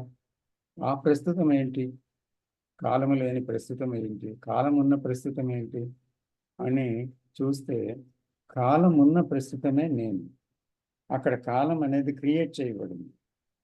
క్రియేట్ చేయబడి ది సైకలాజికల్ మూవ్మెంట్ అనేది, కదలిక అనేది, ఆలోచన యొక్క కదలిక అనేది ఏర్పడింది అనమాట. ఈ ఆలోచన యొక్క ఈ కదలికలో, అంటే కాలం అనే కదలికలో, నిన్న ఇలా ఉన్నాను రేపు అలా అవ్వాలి అంటూ, నేను ఇది నేను అదిగా అవ్వాలి అంటూ ప్రతి దాంట్లో, in every field of life నేనేం ఆలోచిస్తుంది? గతాన్ని ఆలోచిస్తుంది, భవిష్యత్తును ఆలోచిస్తుంది. ఎక్కడ ఆలోచిస్తుంది? ప్రస్తుతంలో ఆలోచిస్తుంది. కాబట్టి అది కాల పద్ధతిలో నిబద్ధీకృతమైంది. కాబట్టి అక్కడ కండిషనింగ్లో పడిపోయింది అనమాట. యాక్చువల్గా నిజానికి తన ఆలోచనతోటే కండిషనింగ్లో పడిపోయింది. అంటే ఈ ఆలోచన అనే కదలికే కాలాన్ని సృష్టించింది. సో ఆ కాలమే నేనుగా మారింది. అంచేత ఆ నేను అనేది యాక్చువల్గా ఉందా, కాబట్టి కాలం అనేది నిజంగా ఉందా అనేటువంటిదే యాక్చువల్గా చూడాలి అన్నమాట. సో ఎప్పుడైతే కాలం అనేది ఆలోచన యొక్క కదలికలోనే సృష్టించబడింది, కానీ దానికి ఎగ్జిస్టెన్స్ లేదు అని ఎప్పుడైతే చూసామో, నేను కూడా ఎగ్జిస్టెన్స్ లేదనమాట. So that is the ending of the me. ఇలా కూడా చూడవచ్చు. సార్ చాలా బాగా చెప్పారు. అంటే ఇంకో మాట కూడా ఏం చెప్పారంటే జేకే గారు, ఇప్పుడు ఆ మూమెంట్ అంటే ఒక కదలిక మాత్రమే ఉంది కదా! సో ఆ కదలికలో ఉన్న నా బ్రెయిన్ కూడా కదలికనే. అంటే ఆ కదలికలో భాగమే. చెట్లు, యానిమల్స్, జంతువులు, మనుషులు ఇవి కూడా దాంట్లో భాగమే. అంటే అది ఏదైతే కదలికతో పాటే నా బ్రెయిన్ కూడా మూవ్ అవుతుంది. కాబట్టి ప్రతి క్షణం అది కూడా చనిపోతూనే మళ్ళీ పుడుతూ ఉంది. కాబట్టి ఈ అక్యుములేషన్ ఏదైతే నేను బాధపడ్డాను మొన్న, నిన్న అనుకుంటూ మనం చేసాం, అదంతా ఒక ఫాల్స్, అంటే ఒక అబద్ధమైనది. దాన్ని నిజమని నమ్మి, అది నేనంతా ఒక ఇల్లులాగా కట్టుకొని అదే నేనని నమ్మి దాంట్లోనే బతుకుతున్నాము అనే విషయం నాకు అర్థమైంది. ఇది అర్థమైన తర్వాత ఇంక నేను ఈ క్షణం కాకుండా ఇప్పుడు మాట్లాడుతున్న ఒక 5 నిమిషాల క్రితంది కూడా నేను ఆలోచించడం వేస్టే కదా సార్! అంటే అది వేస్టే కదా! అంటే అది కూడా నేను అక్యుములేట్ చేస్తున్నా. సో నాకు అది అర్థమైన తర్వాత నాకు అనిపించింది, నేను ఎంత ఫూలిష్‌గా ఆలోచించాను అంటే, లైక్ బాధపడుతూ ఏదో జరిగిందని చెప్పి, ఇప్పుడు ఏదైనా సరే, ఇప్పుడు అదే విషయంలో ఎవరినైనా కోల్పోయామనుకోండి, అంటే మనిషి చనిపోవడమో, మన వాళ్ళే అది కూడా దీంట్లో భాగమే కదా! అది అక్యుములేట్ చేసుకున్నా కూడా మళ్ళీ అది కూడా నేను నుంచే వస్తుంది. అంటే అది జరిగిపోయిన విషయము. మళ్ళీ రిపీట్ అవ్వదది. అది కూడా భాగమే. మనం చనిపోవడం కూడా ఈ కాలంలో భాగమే. దాన్ని కూడా చెడుగా చూడకూడదు. ఎందుకంటే అది ఒకటే మూమెంట్. ఒకటే కాలం, ముందుకెళ్తున్న కాలంలో మనమందరం భాగస్వాములమే.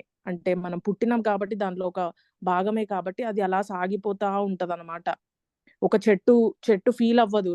నిన్న ఆకు రాలిపోతదేమో రేపు, లేకపోతే రేపు ఇంకో కొత్త ఆకు పుడతది కాబట్టి నేను దానికోసం ప్రిపరేషన్ చేసుకోవాలి. అలా అది ఉండదు. అది కూడా మనతో పాటు భాగమే ప్రపంచంలో. కానీ అది అలా ఫీల్ అవ్వదు గదా! అదలా ఆ కాలంతో పాటు అది కూడా ఆహ్, వస్తది. తర్వాత ఆకులు రాలిపోయేటప్పుడు రాలిపోతది. చనిపోయేటప్పుడు చనిపోతది. కానీ అది దానికుండని ఫీలింగ్ మనకెందుకు ఉంటుంది? అంటే మనకొక బ్రెయిన్ అనేది ఒకటుంది కాబట్టే మనం అలా ఆలోచిస్తున్నామా? అనేది నాకు అర్థమైంది సార్. అదే బ్రెయిన్‌లోని కూడా కదలిక ఉంది. అదే ఆలోచన యొక్క కదలిక. ఈ కదలిక మనస్సు తన జీవితంలో ఏర్పరచుకుంది అనుభవాల వల్ల, జ్ఞాపకాల వల్ల. ఒక కేంద్రం ఏర్పరచుకొని మానసికంగా నేను అనే దాన్ని తయారు చేసుకుంది. ఆ నేనులో ఉన్న కదలికే ఆలోచన. ఈ ఆలోచనే నేను మళ్ళీ. కాబట్టి ఈ కదలిక ఏంటి?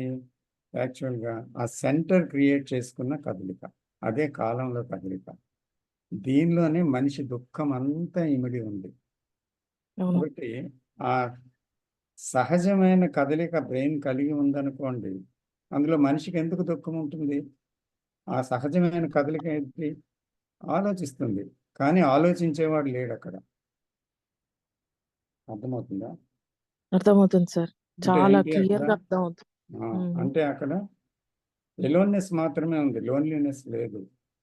లేదు సార్. అవును. ఏకాంతత అంటే ఉంది. ఆ నాకింకో ఏకాంతతలో కదలిక ఉంది, ఆ కదలికలో ఆలోచనలు ఉన్నాయి. అయితే అది బాధిస్తుందా ఆలోచన? లేదు. ఆహా! ఎందుకంటే అది కేంద్రంలో ఉన్న ఆలోచన యొక్క కదలిక కాదు, కేంద్ర విహీనమైన కదలికలో ఉన్న ఆలోచన. కాబట్టి ఈ అవును. కదలిక వేరు, ఆ కదలిక వేరు. ఇక్కడ నేను అవును. అనేది ఏర్పడిన తర్వాత వచ్చిన కదలిక దుఃఖహేతువు. నేను లేకుండా ఉన్న ఆలోచన యొక్క కదలికలో నేను అనే కేంద్రం లేదు కనుక అది అపారమైనది అనమాట. దాంట్లో అవధులు లేవు కనుక. కాబట్టి ఆలోచన నిబద్ధీకృతమైనది ఎందుకైందంటే మెదడు దాన్ని ఆ విధంగా తయారు చేసుకుంది. ఇదే ఎండింగ్ ఆఫ్ టైం అన్నమాట. ఈ కాలం అంతం అవ్వాలి. తను సృష్టించుకున్న కాలం నిజం కాదని మైండ్ తెలియాలి. తెలిసి అది అంతమైతే ఆ నేను అంతమైపోతుంది. నేను అంతమైపోతే ఇంకా బాధలేమి ఉండవు గదా సార్. మరి ఇంకేముంది? నాకేమనిపించిందంటే ఇంకేముంది? బాధలు వినిపిస్తుందా సార్? ఇంకేముంది? బాధలు ఎందుకుంటాయి? బాధలేముండవు. మళ్ళీ ఏమనిపిస్తదంటే ఇంకిప్పుడు మనం ఎవరితోనన్నా మాట్లాడాలన్నా కూడా దాంట్లో మీనింగ్ కనిపించదు సార్. ఎందుకంటే ఎవరితో మాట్లాడినా వాళ్ళు మళ్ళీ తీసుకొచ్చేది గత జ్ఞానం నుంచే మాట్లాడుతూ ఉంటారు కాబట్టి అసలు దాంట్లో మీనింగే కనిపించదు sir.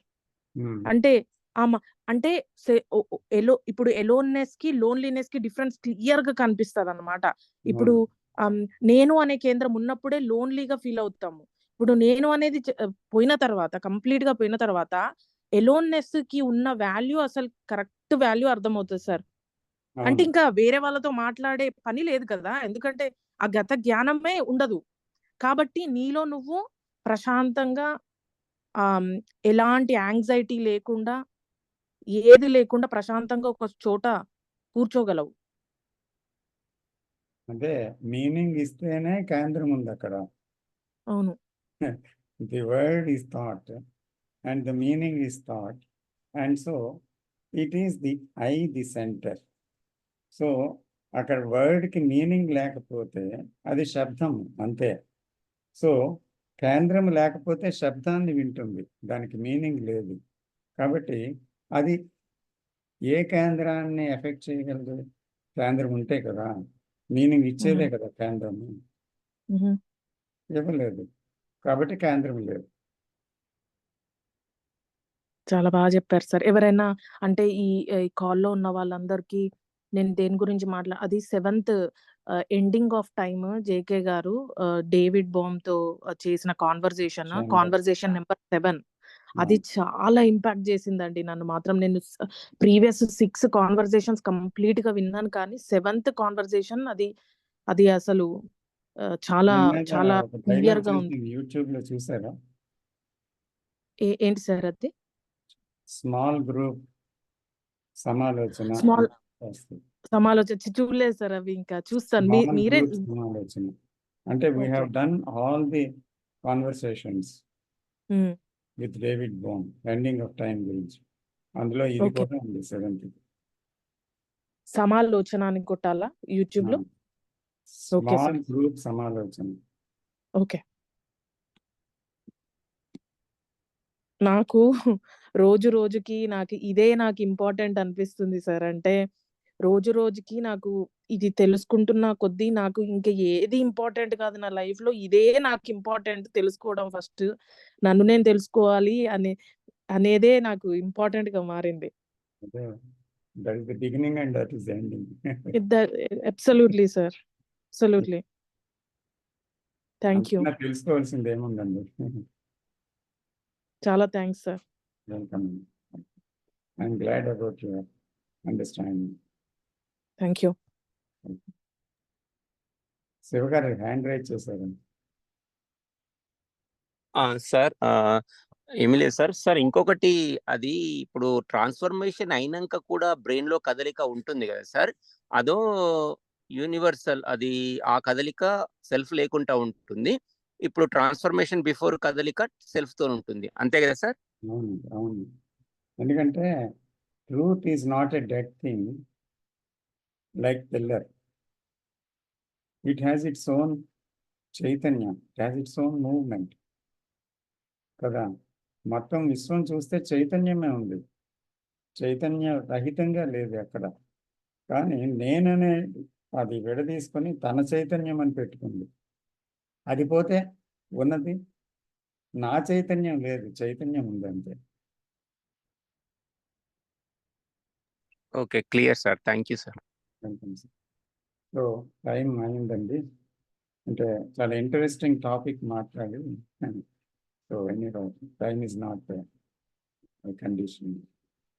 So thank you very much for very good participation from everybody. So చాలా ధన్యవాదాలు. నమస్తే. Thank you sir. Thank you sir. నమస్తే. Thank you sir. Thank you sir. నమస్తే sir. Thank you so much. Deepti గారి అప్రోచ్ చాలా బాగుంది. అవును, చాలా అదే టైంలో కొంచెం ఆమె ఇంకా క్లారిటీగా వెళ్తే ఇంకా బాగుంటుంది. Thank you. చాలా యా యా clarity నేను ఉంది. నేర్చుకున్నా. ఎందుకు clarity నేను లేదు? చాలా స్పష్టంగా చెప్పారు. చెప్పారు. నేను నేను నేర్చుకున్న అనుకున్న కొన్ని క్వశ్చన్స్ మేడం గారి నుంచి బయటకు వచ్చేటికి నాకు కొంచెం బాగా ఫ్రీ అయ్యాను. చాలా లైక్ దట్ clarity ఉంది. నేను చాలా అడుగుదాం అనుకున్నాను, కాకపోతే కొన్ని కలిసాయి. ఇంకా వినే కొంది ఇంకా అర్థం అవుతుంది. సో ఒకేసారి సరేనండి, అంటే నెక్స్ట్ మనం వీక్ ఇప్పుడు మాట్లాడదాం, టైం ఉండదు కదా. Okay sir. థ్యాంక్ యూ అండి. నేను నేర్చుకుంటున్న కొద్దీ నేను తప్పకుండా ఈ గ్రూప్ లో షేర్ చేస్తానండి. అంతకన్నా అదృష్టం లేదు నాకు ఇంకా వేరేది. మీరు బాగా అప్రోచ్ అవుతున్నారు. కొంచెం ఇంకా డీటెయిల్డ్ గా అవ్వండి, బాగా వినండి. సార్ చెప్పేవి ఇవన్నీ వినండి ఫస్ట్. మీరు చెప్పేదానికన్నా వినేది ఎక్కువ ఉంటే బాగా క్లారిటీ వస్తుంది. తప్పకుండా. Okay, thank you. నేను షేర్ చేస్తానండి స్మాల్ గ్రూప్ లో ending of the time videos. ఓకేనా? తప్పకుండా. ఆ వీడియోస్ అన్ని చూడండి ఒకసారి, ఇంకా వెరీ గుడ్ అండర్స్టాండింగ్ ఫ్రెండ్స్. తప్పకుండా sir. Thank you very much sir and madams. Thank you. నమస్తే సార్. నమస్తే. Thank you. Thank you sir. Thank you అండి.